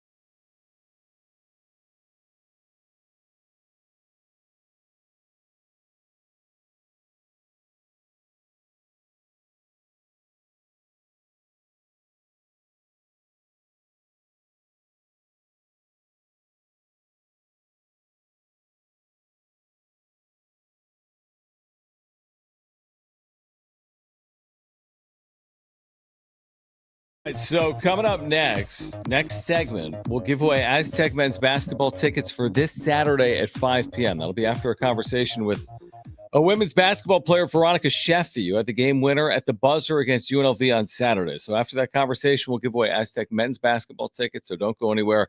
Then we have Creed tickets. That's right, Creed tickets to give away during Trainwreck Radio, and we'll do that coming up this hour as well. So both the men's and the women's team had buzzer beaters this week or last week, I guess. Not just that, they're both USD transfers. Veronica Sheffy transferred from USD 3 days after Wayne McKinney had a buzzer beater. She had a buzzer beater. How about that? Buzzer beater you. I love that. Forget catapult you. Right. AM radio keeps vital voices accessible. Congress can secure its future, but we need your help. Text AM to 52886 now to support keeping AM radio in cars. Tell your member of Congress to pass legislation now to keep AM radio in cars. Standard message and data rates apply. All right, so Will Brinson picked the Bills, but wasn't surprised by the Chiefs like the rest of America. Mm-hmm. Do you think if the Chiefs had the ball trailing 32-29 in that exact same spot, would they have won the game? It's hard to say no. I think it would have went into overtime. Yeah, I think they would have ended up getting a field goal there at minimum. Yeah. Well, everyone's thinking that with Buffalo there. They're at least getting points. Right. They had been able to move the ball. Both teams have been able to move the ball. Buffalo they weren't not able to run the football. They just stopped running the football. Mm-hmm. The fact that James Cook didn't touch the ball like every other play, after being like Superman. Yeah, it was incredible. Yeah. So yeah, I think, if the Bills made the Super Bowl, I think the Eagles would be favored in it. Do you think that Bills made the Super Bowl? And what's the line right now for Kansas City? 1.5 for the Chiefs? Man, that's a really good question. I don't know. Maybe the Bills would be favored because they just took down the Chiefs on the road. But I think like when you look at the matchup, I think it's hard to bet against the Chiefs. Yeah, it is. I mean, 1.5 points on a neutral field is so minimal. Yeah. But it just speaks to the Chiefs winning close games. Yeah. That's what it speaks to. They win all close games. They do. And I think the combination of Steve Spagnuolo, Andy Reid, and Patrick Mahomes, I could beat that. That is top notch. Like that is. So what's the formula? Just keep it for longer, run the ball effectively. I mean, they have an elite defense, Philadelphia. Well, look at the teams that have beaten the Chiefs in the postseason. There have been 3. Tom Brady's been quarterbacks of 2 of them. Yeah, Super Bowl with the Tampa Bay Buccaneers. Yep, and AFC then title game, and then Joe Burrow on that game when he had come back from, I think it was 21-6 or something like that. Right. Yeah. It was crazy. So Buffalo should trade for Joe Burrow. Yeah. So what's the formula there? Well, the formula in the Super Bowl was the incredible pass rush by the Bucs, and they got to Mahomes a lot. And then Tom Brady just sliced and diced the Chiefs defense. Plus, there was that phantom call in the AFC title game. That too. Wow. But that was the game too when all those linemen were hurt for the Chiefs too. Yeah. So if there's injuries up front for the Chiefs on the O-line, that's like the way to beat them. Yep. But there's no injuries on the O-line right now. Not yet. Not yet. Yeah. So it's really hard to come up with a formula to beat the Chiefs because the only time that they've lost is a Super Bowl in a COVID year where it was kind of wonky, kind of weird. Home game, right? And it was a home game for the Bucs. And I mean, it's just a weird year. Mm-hmm. And then 2 other games, they lost both of them in overtime. That's a great point. So there's been no it's definitive it's so rare. like regulation win for really anybody against the Chiefs. And then last year, the Niners got to an overtime, and then the Chiefs ended up winning that game. So it's like every game is the same. I would be shocked if this is a blowout either way. Philly by 40 would surprise you. 41-3. Aaron would love that, but I don't think it's going to happen. All right, we'll give away Aztec men's basketball tickets on the other side after we catch up with Veronica Sheffy. The USD transfer had the game winner against UNLV this past week, plus Aztec men's basketball tickets. That's next on Jon and Jim. Is credit card debt ruining your life? Did you know you have a right to settle that debt for more?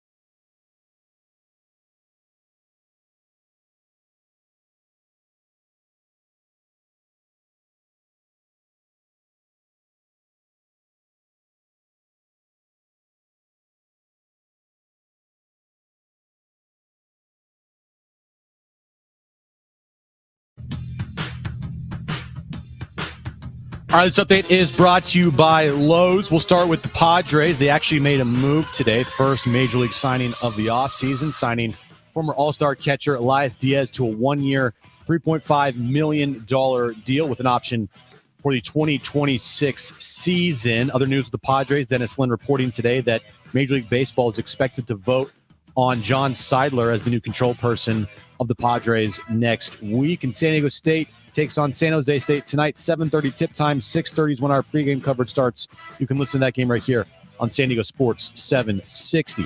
Lowe's knows it's easier to make the right calls when you have the right team. Download the Lowe's app to get their home improvement playbook in your hands so you can get their team's expertise anytime.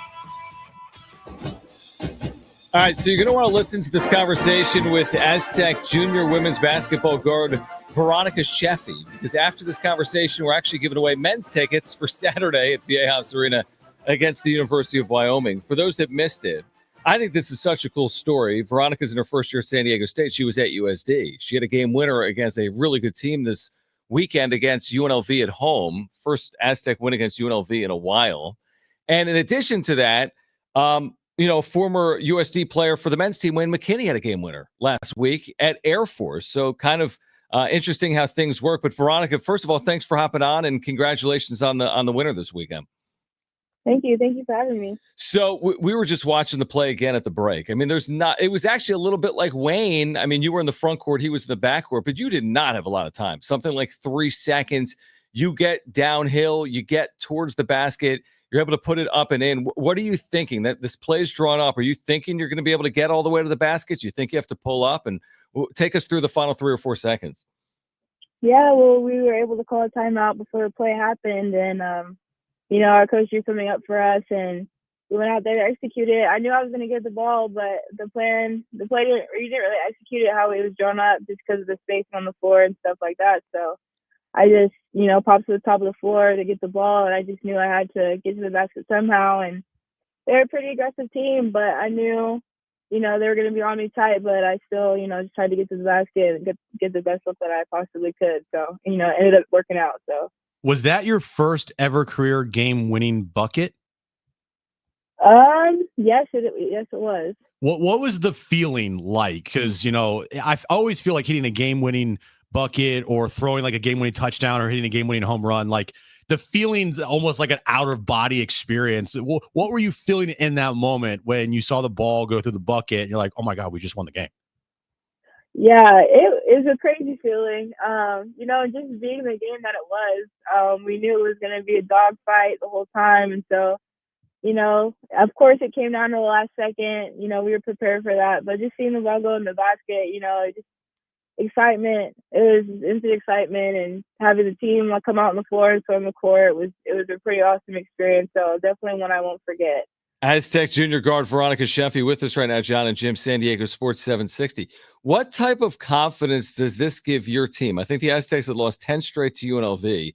There's some ridiculous stat where UNLV was 51-1 in its last 52 Mountain West games. They'd won 23 straight on the road. Having done this, does this give you confidence it can be done again? Oh, for sure it does. And I think our team knows that we were capable of winning that game, and we know we're capable of beating them again or beating whoever will come in our way to get to the championship. And I think that this just gave us some momentum going to our next couple games. We've proven a lot just to ourselves, especially in some of our non-conference games this season. And I think we all know that we have what it takes and have the talent to put it all together to, beat, the best team out there. So I think in practice, we're really focusing on just continuing to build up this win. And I think that we all have the same goal in mind, and we're just going to keep building every day as it goes on and, be ready for the next game. Jon mentioned, you spent your first 2 years at USD, your first year here at San Diego State, staying in, house here in San Diego. What was the biggest, reasons to transfer to San Diego State for you? Yeah, I think I just wanted to obviously compete at a high level still. And I think the Mountain West Conference is a super, super competitive conference. So I thought that would be a perfect fit. And just meeting the whole coaching staff here at San Diego State, I thought it was a great fit. I really love Coach Stacy, and and the rest of the staff, and what, they came close last year to winning the whole thing, and, they weren't going to stop at that. And I think that was a, huge motivator for them to, in all their games this year. That's what we're trying to get back to. And so, winning a conference championship has been a dream of mine, and, that our goals aligned. And, I was super fortunate to be able to stay in San Diego because I love it here. And so the opportunity was just perfect. Yeah, not a bad place to spend your college time. Good. Yeah.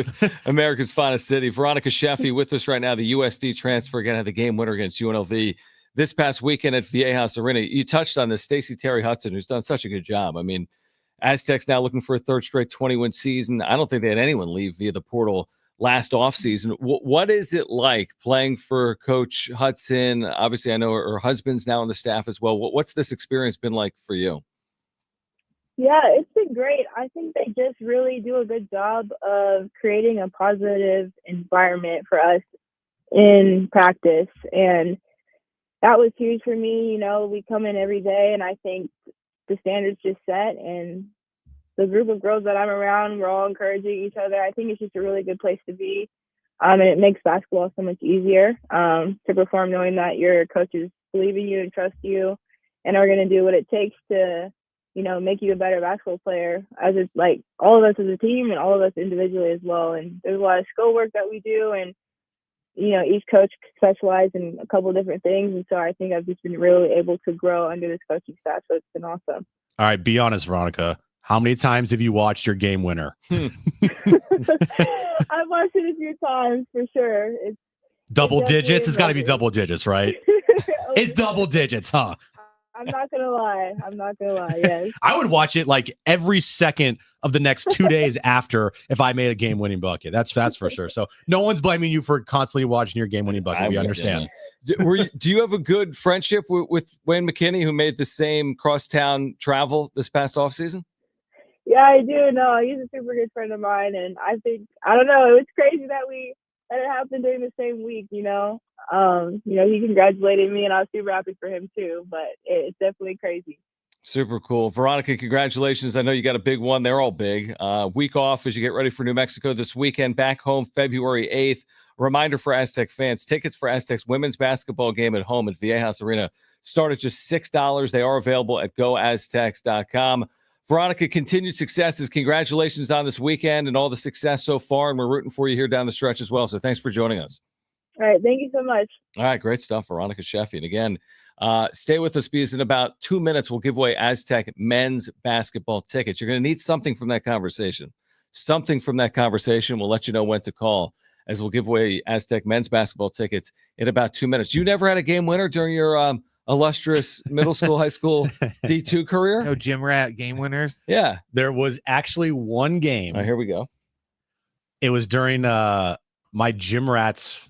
Remind me of the gym rats again, because I really. It was an AAU traveling like all-star basketball team, and we were. Who were you playing? We were in Las Vegas. We played like Farrell Compton's team.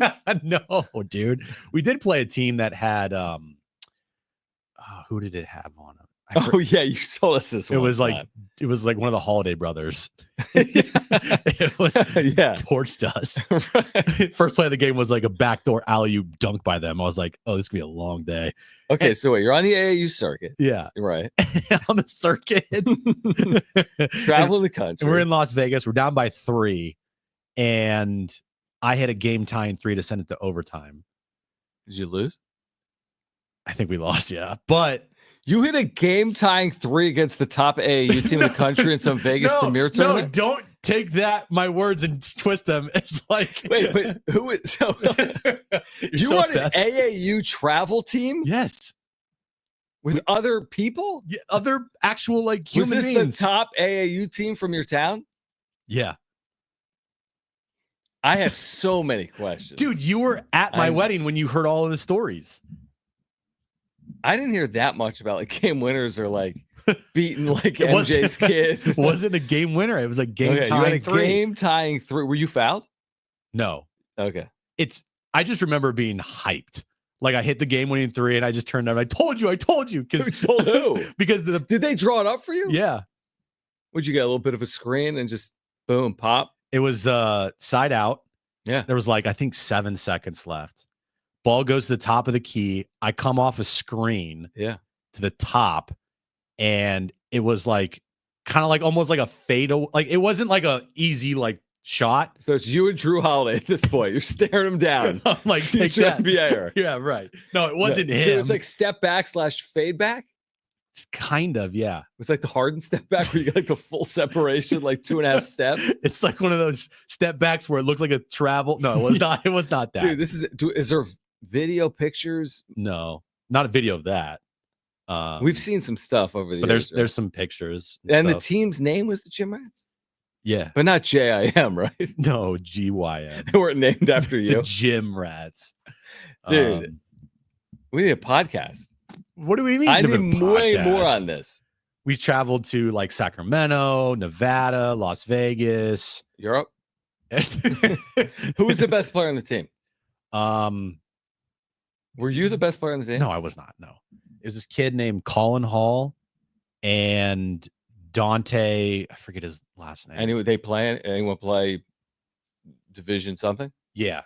I forget his last. I think it was Dante Washington. He played he played D2. Colin played D2 as well.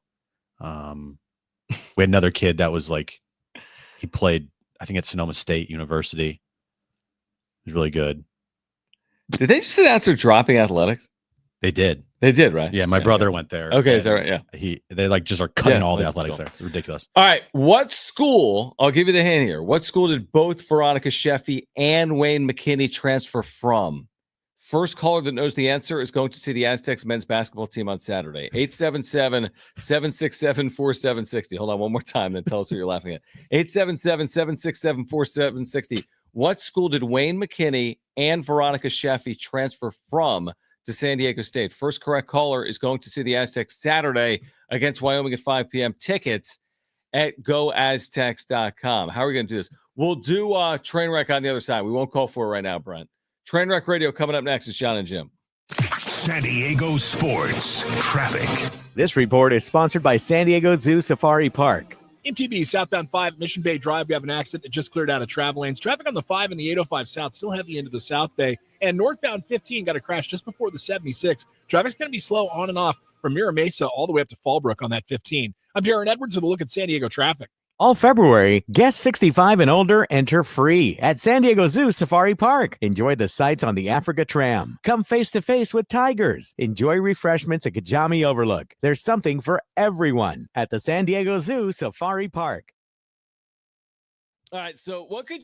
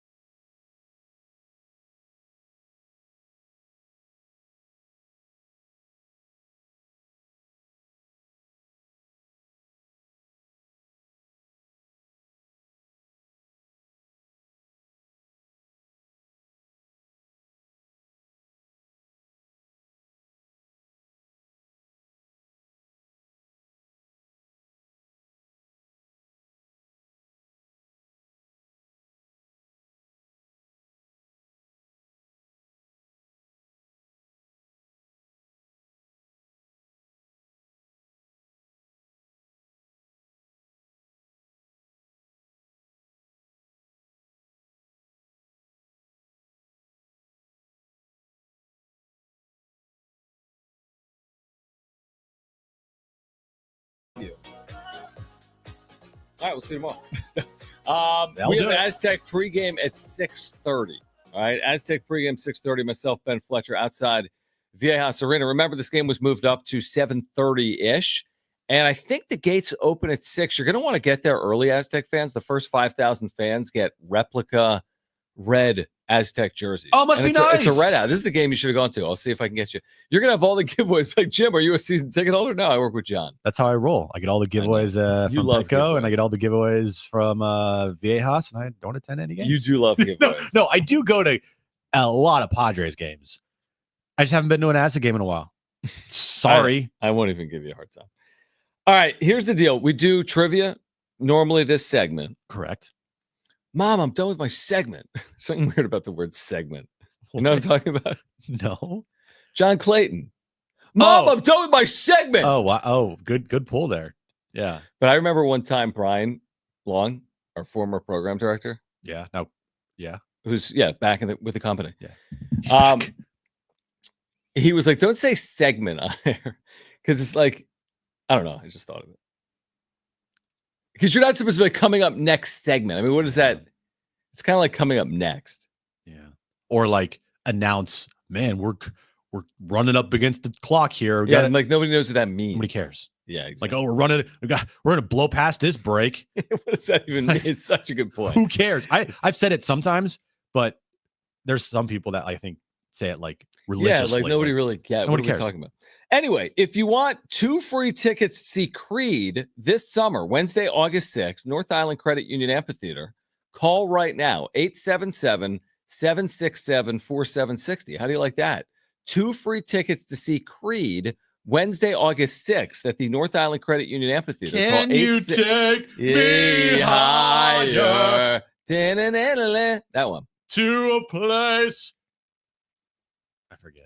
877-767-4760. Now, the caveat is we're going to play trivia. So first 2 callers are contestants. One of you is winning free Creed tickets. I mean, that's a pretty good giveaway. That's hundreds of dollars in value. Yeah, dude. For this summer. Yeah, dude. Bruh. So call right now if you want 2 free tickets to see Creed this summer.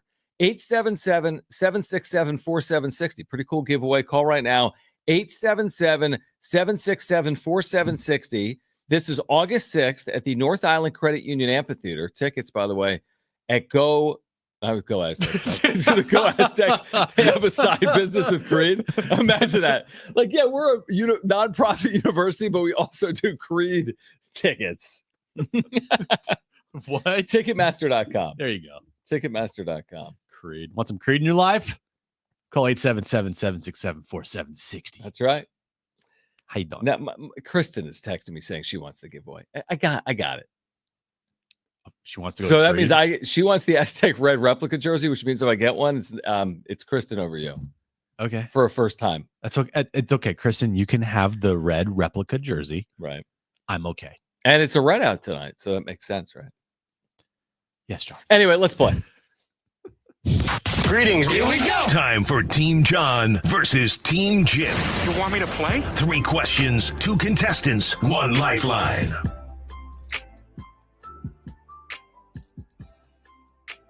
right, 3 questions, 2 contestants, 1 lifeline. I had to write them down. Today's 2 contestants are Bryson and Abraham. Bryson, you called in first. You have your choice of John or Jim. Who do you want to go with?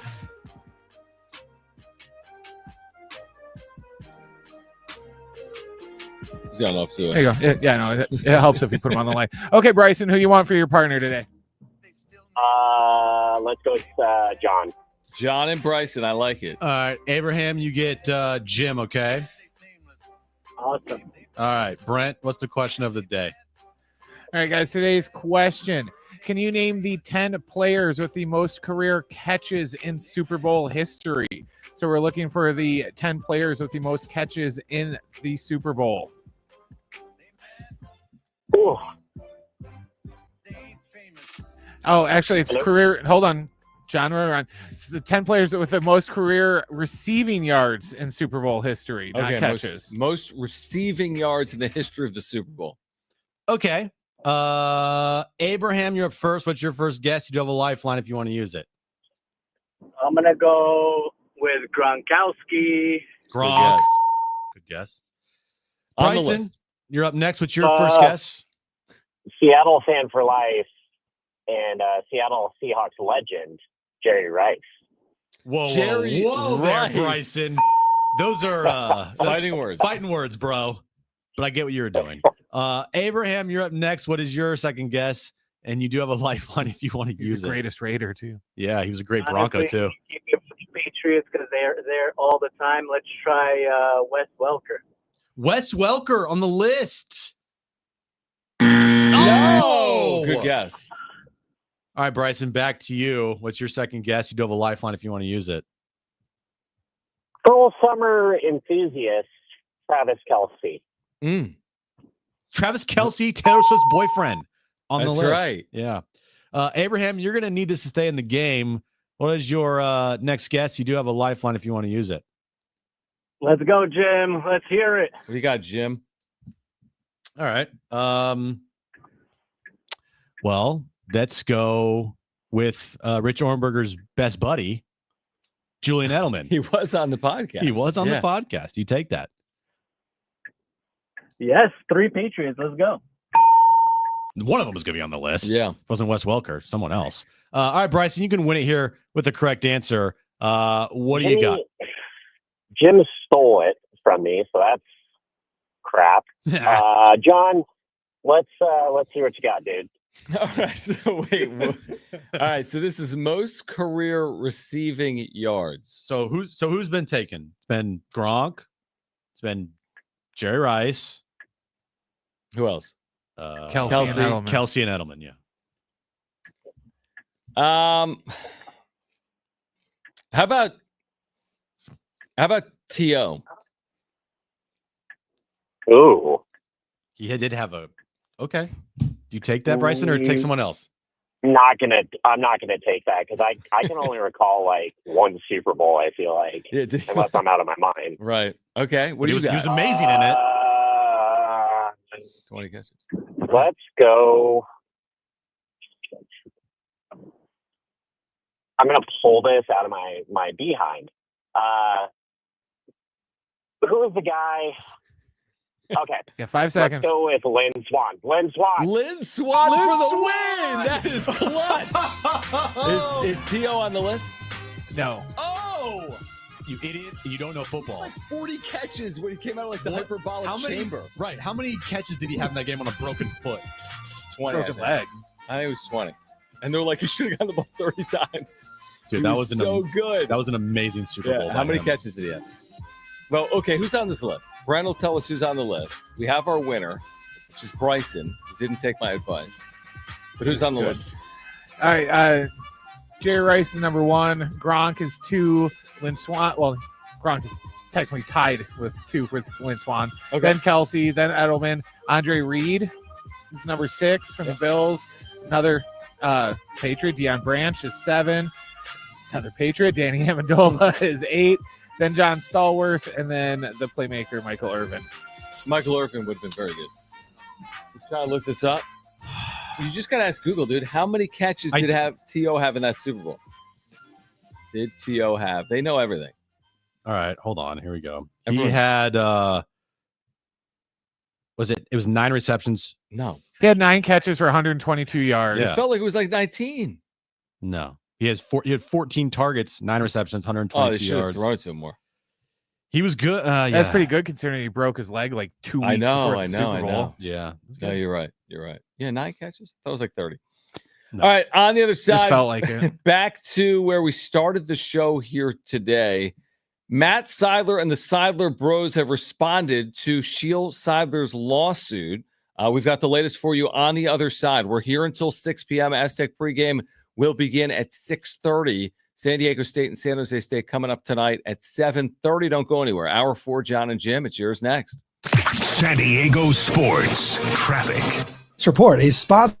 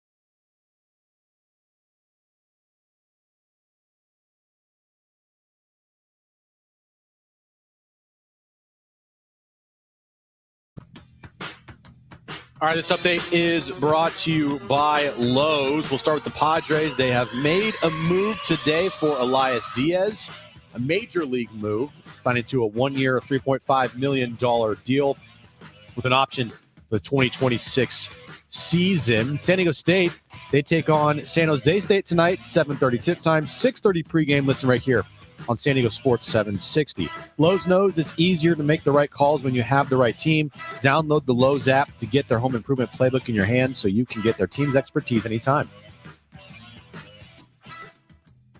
It's Jon and Jim to warm up that drive home. Now that, their wallets are open and they're just handing out contracts with Elias Diaz now. Just Bader, I just do it. Do it all today. Just everything. Every hour. Yes. Bader, 315. Yeah. Hassan Kim, 415. Jose Iglesias, 515. Color's like, yeah. Suck on that. Take that, Jon and Jim. Yeah, idiots. All the fans thinking I'm not going to do anything. Boom, right in your face. Now, time for Jon and Jim. All right, San Diego and Southern California, what's going on? Final hour, Jon and Jim. You heard Jim there in the open. Get pretty animated. Anyway, the Padres have made a move. They've added Elias Diaz. They haven't really added him. They had him last year in September, but a veteran catcher. The band's back together. He could be starting for the Padres primarily in 2025. 1 year, $3.5 million. This amidst the backdrop of a lawsuit filed by Sheel Seidler. The Seidler Bros responding today. We will get into that. There's still a lot to get to this hour. We need to get to the wrap this hour, plus Jim's back page. Plus, here's the thing. I'm going to take our listeners behind this curtain. This curtain, man, we're always back there doing things. Yeah. I'm going to leave. What? Prior to the back page. Now, truthfully, I should leave earlier than that, but I'm not going to. So I'm going to leave right after the 5:40-ish time. You're going to do the back page solo because I got to do pregame at Viejas at 6:30. There's traffic. I'm not going to leave here until 5:45-ish, this building. Then 20 minutes to get over there. Now it's 6:05, 6:10. I got to, it's cutting it kind of close. Nobody cares. I'll leave earlier.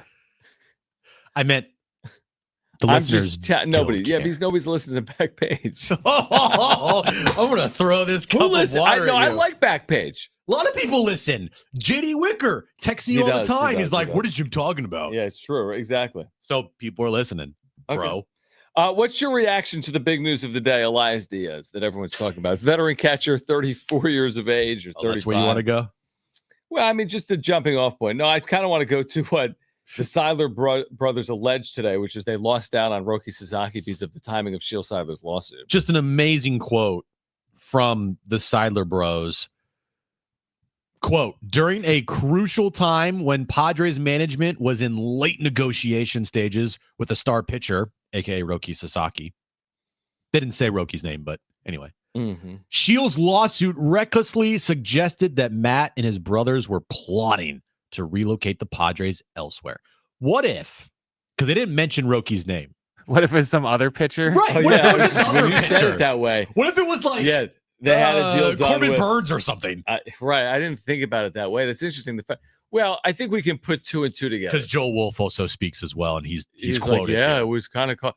I mean, are we serious to think it was like Corbin Burns? No, but that this lawsuit actually cost the San Diego Padres Roki Sasaki? If so, even more reason like you gotta move on from this franchise. Well, if you're this ownership group. Like, I see what your guys are trying to do.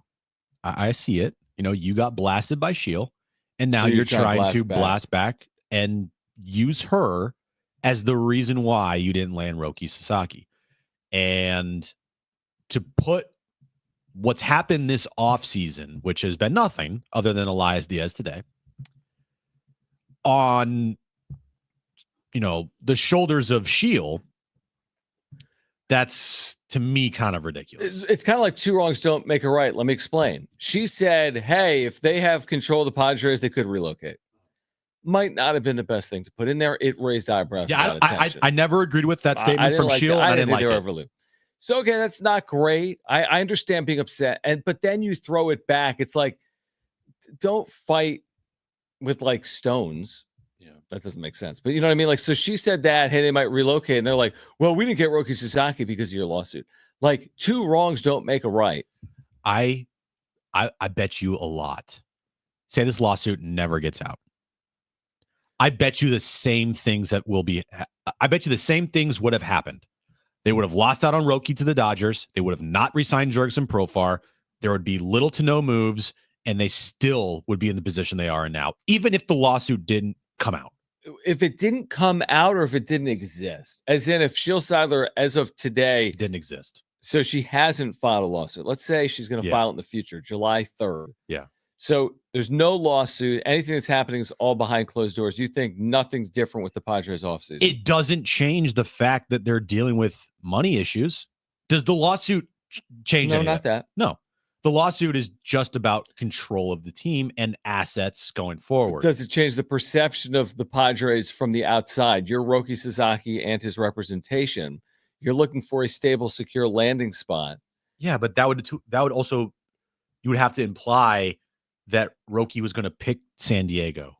That's kind of what the Seidler Bros alleged. They implied that they were in deep negotiations with a player. And you know the phrase I like to say all the time, perception's reality. And now the perception that the Seidler brothers are trying to paint the picture of is because Sheel released this lawsuit is the reason why we are where we are today with not landing Roki, not being able to make moves, and yada, yada, yada. That's how I feel they're trying to position this whole thing. The amazing part about that is there's no way to prove that. You couldn't bring that to court and be like, we missed out because they'd be like, well, where's the evidence to support that? So that of course is just. That also goes to the claim that Sheel had of if the team lands in the control of my brothers, they can move. Who says they wouldn't move? I feel like they probably could. I mean, here's the thing. It's not a good look on either side is my guess. That's how I see it. Yeah. I don't think it's going anywhere good. That's the problem with litigation. This is high stakes. We're talking about millions, if not hundreds of millions, if not maybe billions of dollars ultimately on the line. The fact that it's playing out publicly, I mean, this was such a proud organization, and I think still is. But, I mean, under Peter Seidler, there was so much civic pride in Seidler's ability to lead this franchise and what he represented and what the club represented. I mean, the San Diego Padres are remarkably popular in this city. That's not going to change, but Peter Seidler had so much pride in this organization to see the back and forth between essentially family. I mean, Sheel Seidler's the widow of Peter, and Peter's brothers are, I mean, we're talking about family right now. It's a shame to see it come to this. Litigation can happen.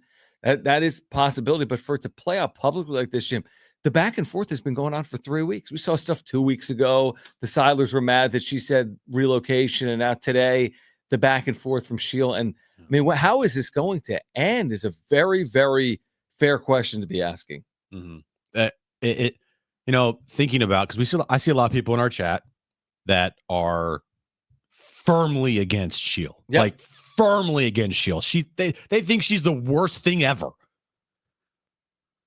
So, okay, you're going to be on the side of Matt and Bob and Jon, the Seidler Bros. What have they done to make you be on their side?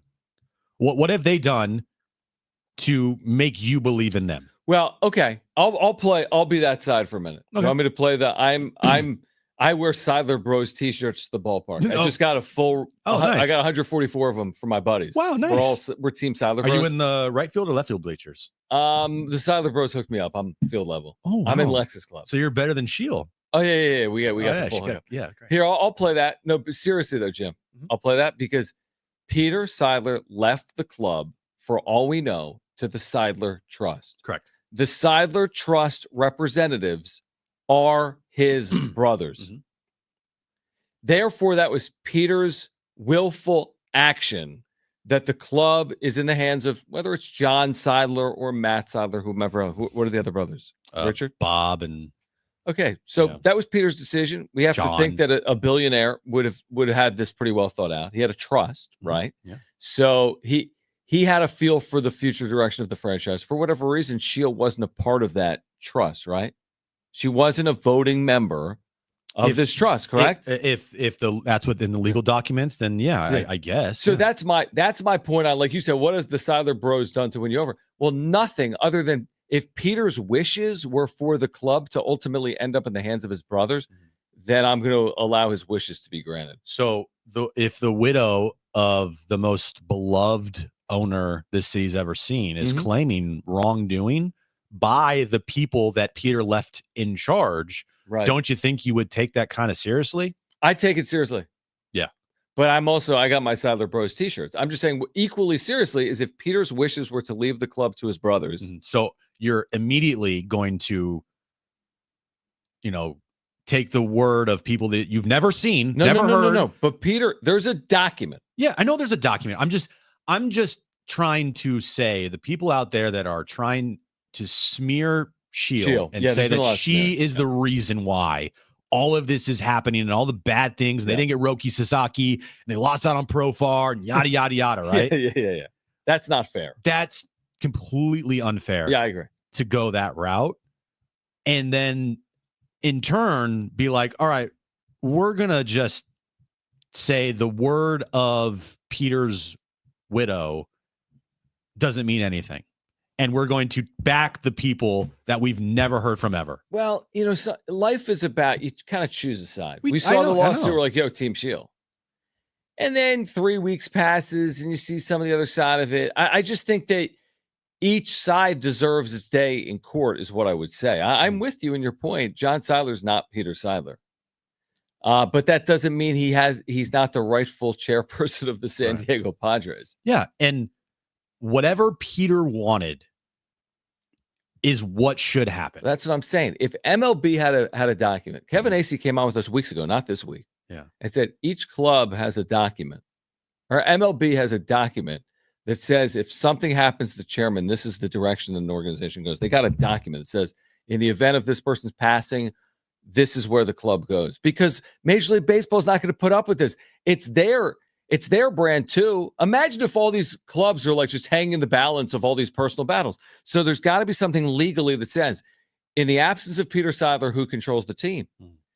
And for all we know, because Sheel's suing them, we think that the Seidler brothers right now are the rightful owners of the club moving forward. Now Sheel's trying to fight that, but you know what I mean? Like there's nothing out there. It's like the Seidler brothers just came in and just like took the club.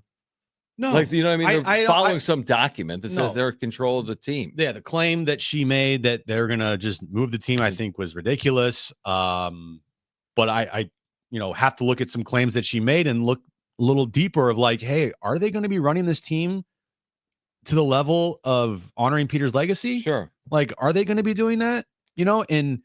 And I see people in the chat and it's just like, oh, you're going to take like, shut up, dude. Like, stop. I'm over it. All right. This whole thing is a joke. I hate it.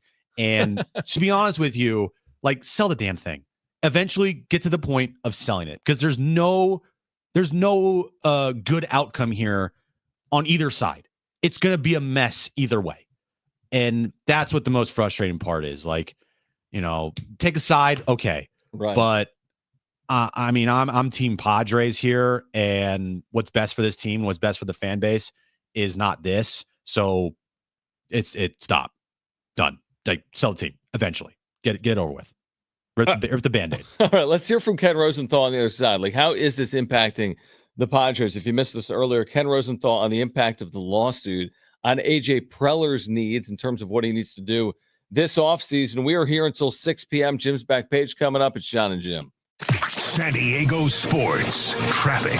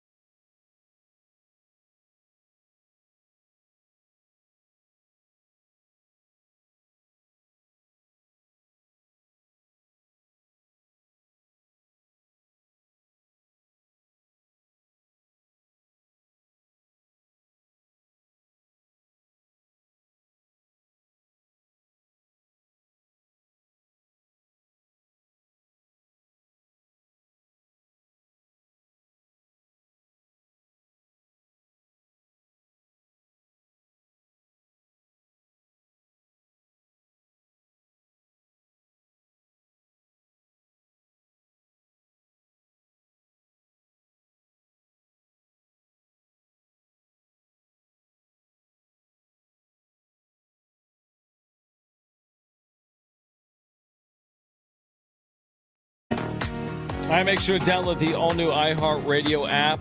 You'll get presets. You can put Jon and Jim in your presets. Listen wherever, whenever. Take us with you. The number one audio app in the world has gotten better. Download the all-new iHeartRadio app. I mean, it's not just us saying the same thing, which is like, this is a problem. Ken Rosenthal, like, what business is he in to really pile on? I mean, now Padres fans would say sinister sling. I mean, he's on the Foul Territory podcast. Like, is he taking cheap shots at the Padres? No, he's probably talked to people around baseball, and as you know, Kevin and Dennis have, and right now the consensus is that this lawsuit, and you'll hear Ken in a second, that this lawsuit is, going to hang over this team. And I think when people hear that, going back to the whole Sheel stuff, right? They automatically say it's Sheel's fault. When you mention the lawsuit hanging over the team, it's all Sheel's fault. I disagree because a lot of people are Team Sheel. I disagree too. No, but I don't think it's everyone saying Team Sheel. I think no, some people. Yeah, are. some are. Some are saying that the reason, just make a logical assessment here, Right. Jim. When you say the lawsuit over the team, well, who filed the lawsuit? Who filed it? Right. Well, actually, the Seidler brothers filed in December, and let me just. What pull was it, this like up. an injunction or something? It was something in December. Hold on, I sent it to you. You Where is did? it? Yeah, I did. Man, we text too much. Yeah, I don't. And some of it gets overly confusing. It does. Here we go. So, all right. So, SKMC, Seidler Katsenda firm, and Eric served Sheel first. So, people saying that it was bad timing on Sheel's part. Interesting. According to a motion to compel arbitration filed 116 by the Seidler Bros, Sheel was received as a defendant on December 23rd for arbitration. Then 2 weeks later, she filed her lawsuit against the Seidler Bros. So it says here that Eric initiated the arbitration against Sheel on December 23rd, 2024. The same day, Sheel was served as the defendant, and the trust was noticed and served as a relief defendant. 2 weeks later, Sheel filed this litigation in Travis County probate court against Matt individually as executor of the estate of Peter Seidler. Yeah, as in we can't blame. I mean, honestly, I don't know. Blame, like it's a blame game is what it is. Like, I don't know if it's the Seidler brothers or Sheel. It's probably a combination of both. Yeah. Let's hear from Ken. All right. Do we have this, Brent? Ken Rosenthal, like talking about where the Padres are with free agents and how this lawsuit may be weighing on them. Well, first off, I encourage people to read Dennis Lynn's latest story on Matt Seidler, the late Peter Seidler's brother, his response to Sheel Seidler, Peter's widow, and her suit, because it's quite interesting. The charges going back and forth, and she wants control of the team and she wants certain amounts of money. And they're saying if that was the plan, then Peter Seidler would have set it up for you that way. So that's the backdrop to all that is going on with the Padres. Now, will they make trades? AJ Preller is always going to listen on potential free agents. He is. That's just the way he goes about it. Actually, it's the way most teams go about it. So they've got Cease, they've got King, they've got Luis Arias all entering their walk years.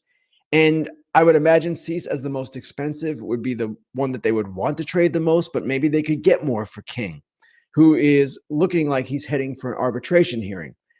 So I don't know where this goes. It's very difficult to read the Padres, as it has been all off season. This lawsuit is hanging over the franchise, the fight between the Seidler brothers and the Seidler widow. And ultimately, AJ Preller, as the general manager, is going to have to make what appears to be some difficult decisions. Yes, their payroll is going up, or at least up from where it was at the end of last year, but that's because of internal raises for the most part. They haven't done anything. They haven't signed a major league free agent yet. So it's raises to guys like Arias, Cease, who arrived last year, both of them.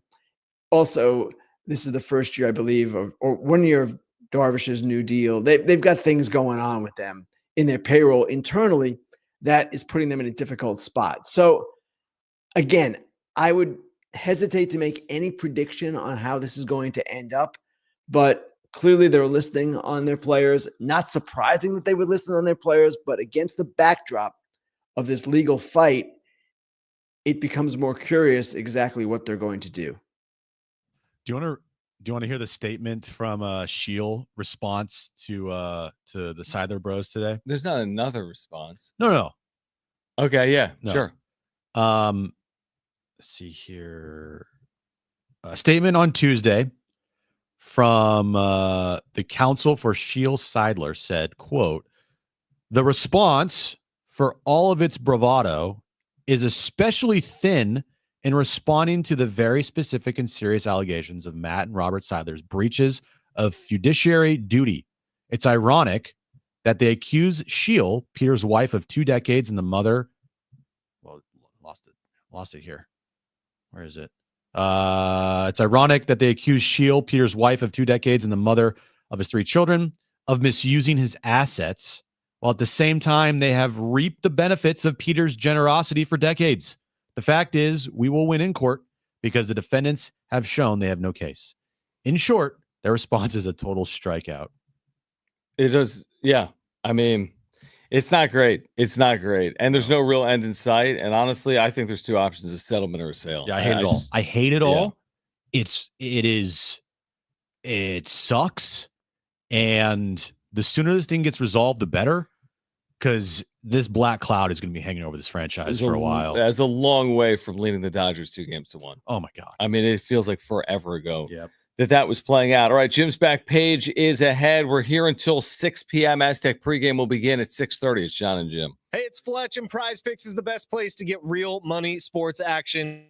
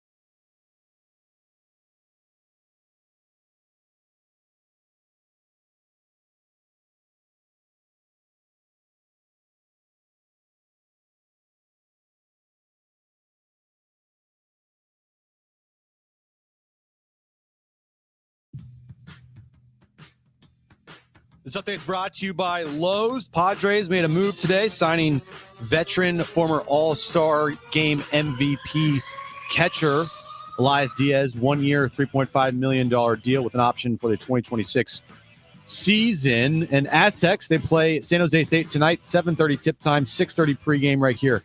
You can listen to the game on San Diego Sports 760. Lowe's knows it's easier to make the right calls when you have the right team. Download the Lowe's app to get their home improvement playbook in your hands so you can get their team's expertise anytime.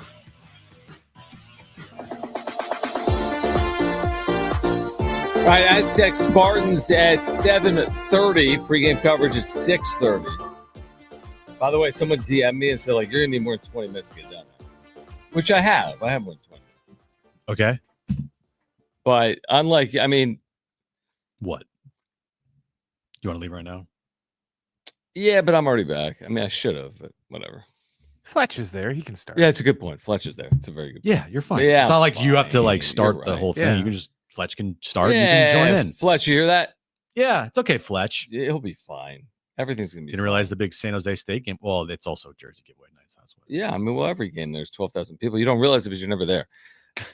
That's not true.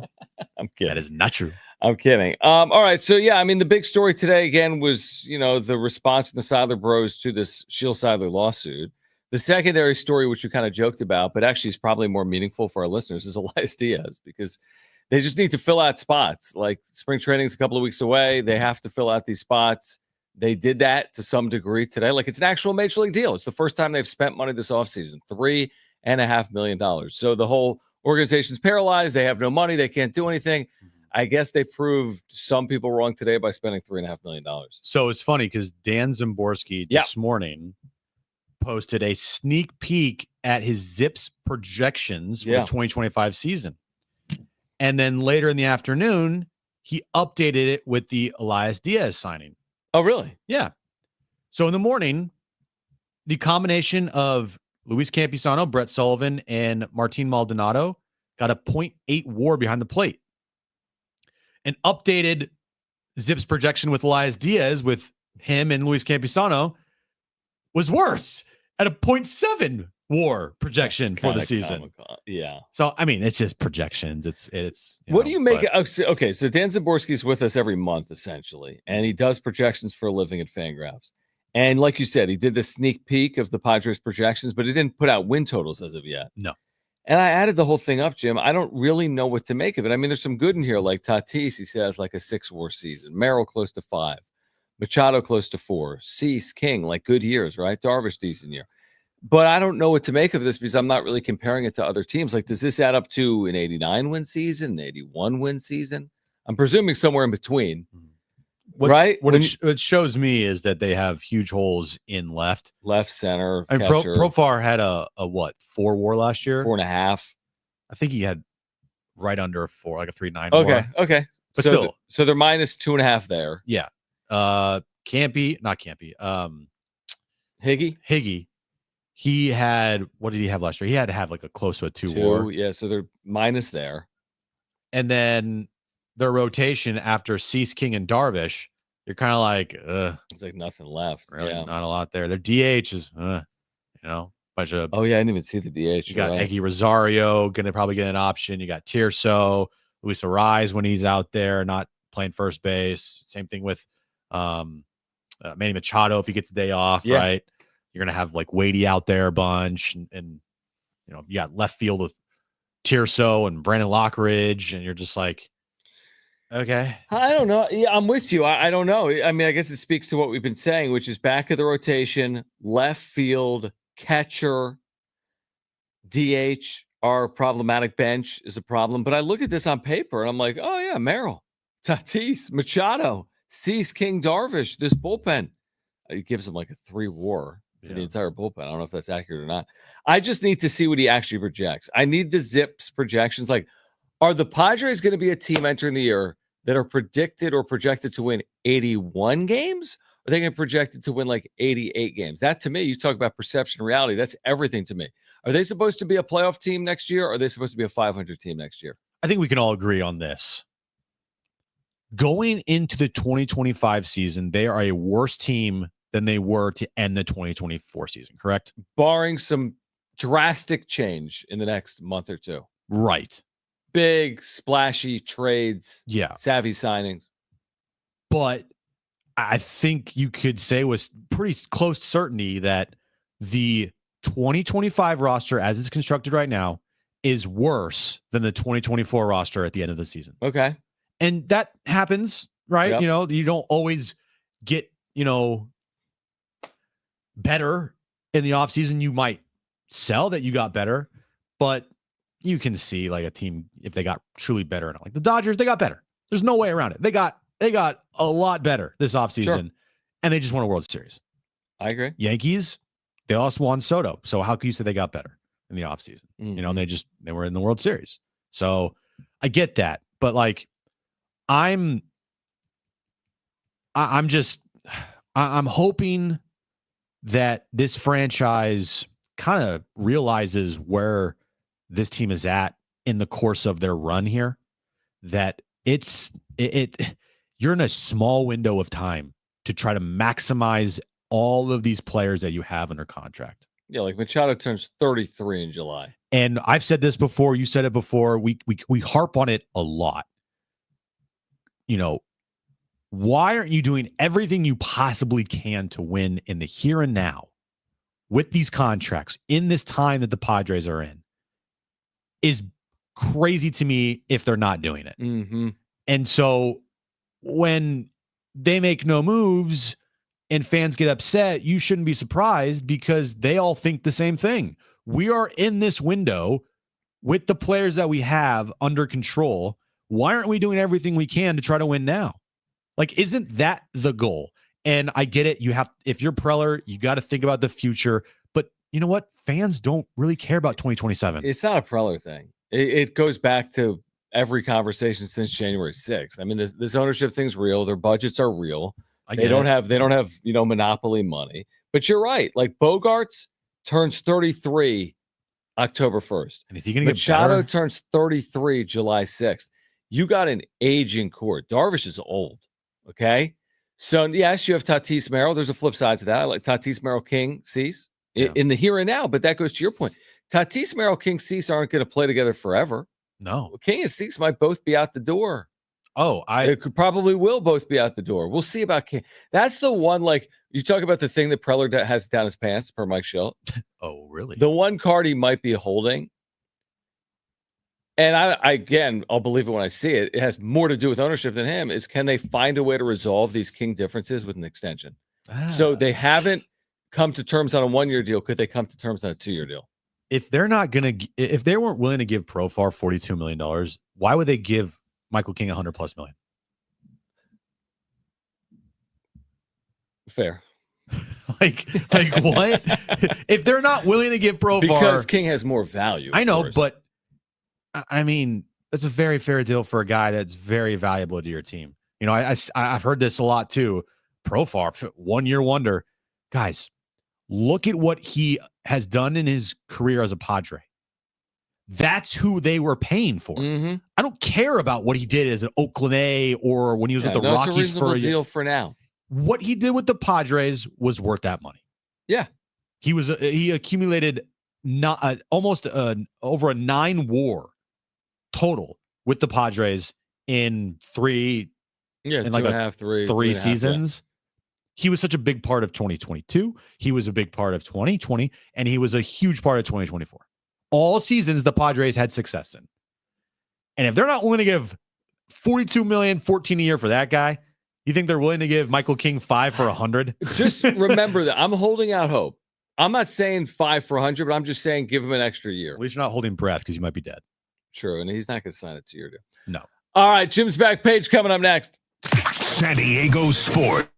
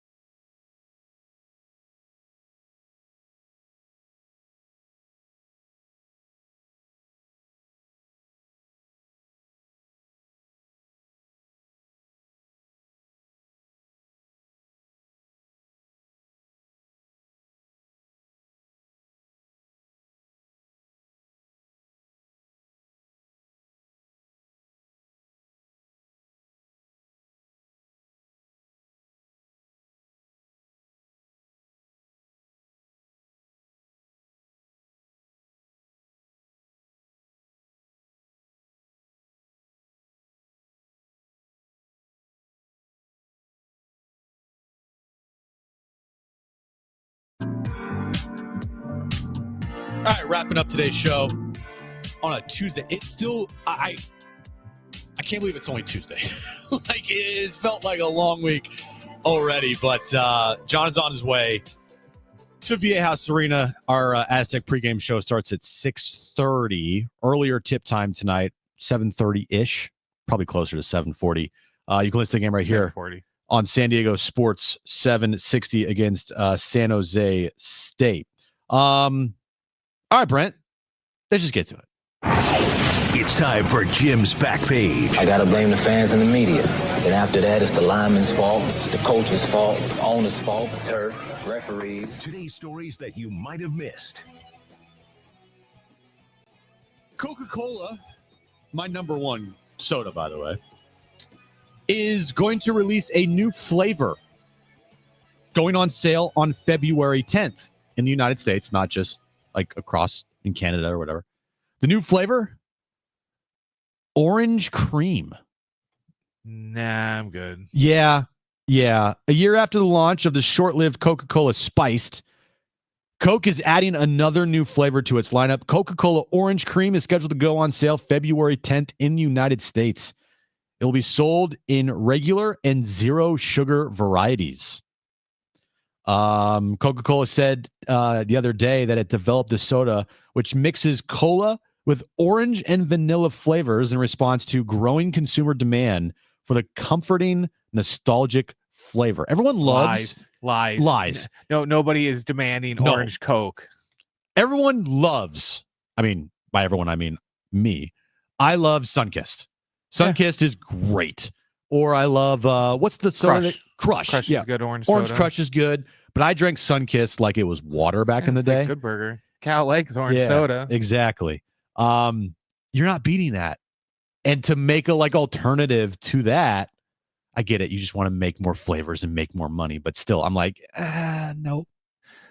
You know, between this and remember they tried that Oreo flavored Coke, like that's yes. just like no. You know, you want to bring back an old Coke flavor. Coke, bring back Coke with coffee. I really liked Coke with coffee. I drank that a lot. It sounds bad, but when you actually would drink it, it was actually pretty good. I liked the Coke with coffee. I used to buy that, but they got rid of it. Bring that back. All right. So Coca-Cola Orange Cream. How you doing? Coming out February 10th. Another new flavor of sodas coming to sale this year. Sprite is going to release a new flavor nationwide. The flavor? Just cherry. Okay. Sprite cherry. It is going to be releasing later this year, very later this year, in August.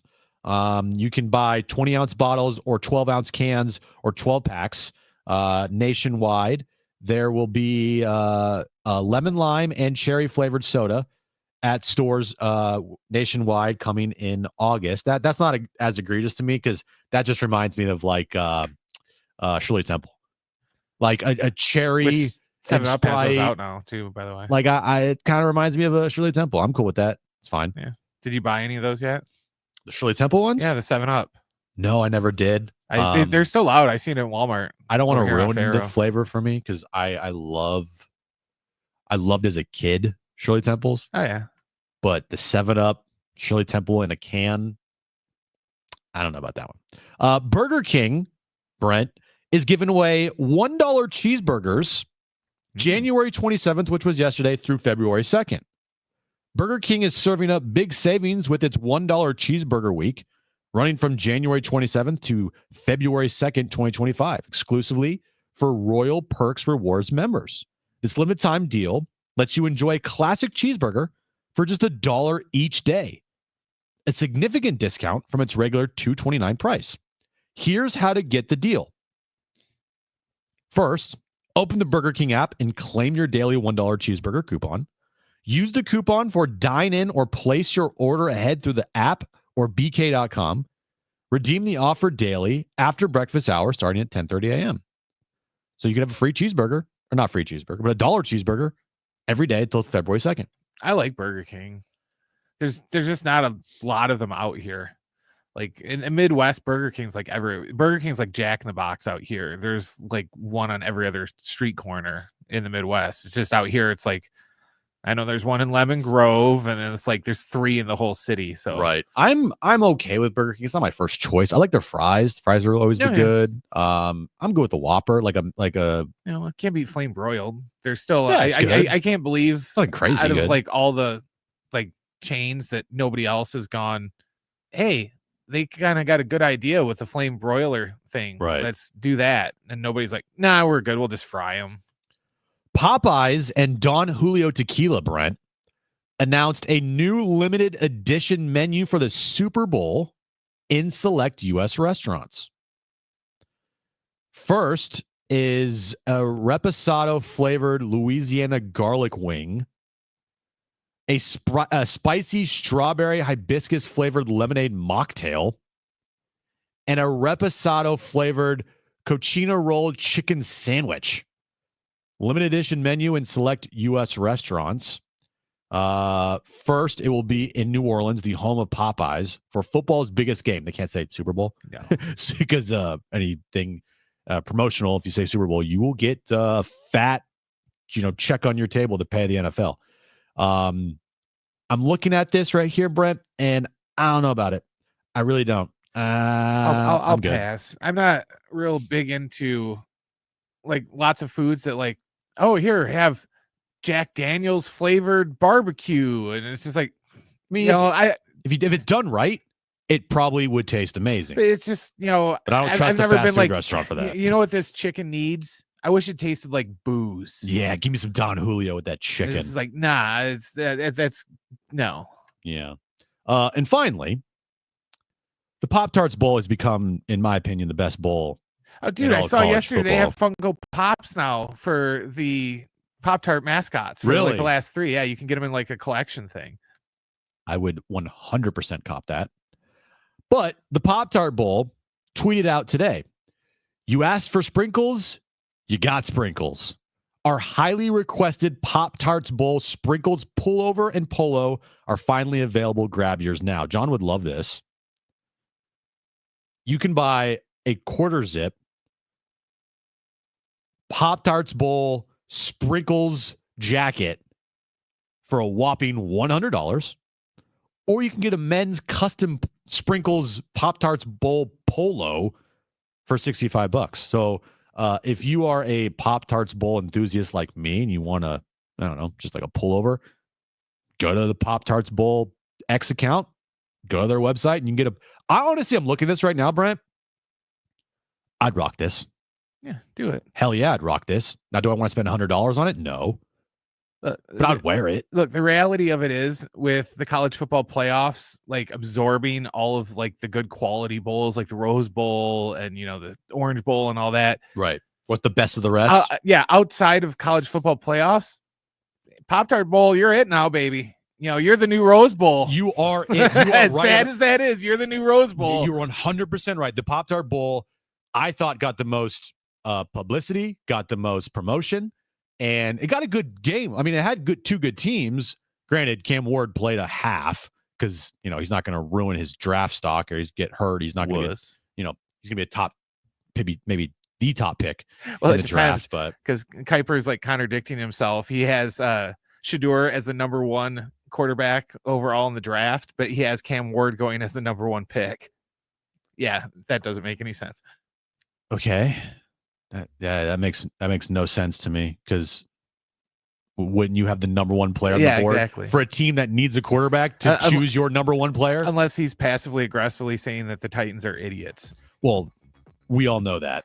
They will probably F this up, whoever they pick. All right, that's going to do it for Jon and Jim on a Tuesday. 6:30 is when our Aztec pregame coverage starts. John's en route to Viejas Arena. Hopefully you are as well. It's going to be packed tonight with the red out, so make sure you get there early. Stay right here on San Diego Sports 760. Aztec basketball coming up later tonight, 7:30 versus San Jose State. We'll talk to y'all tomorrow. Everybody have a great rest of your night.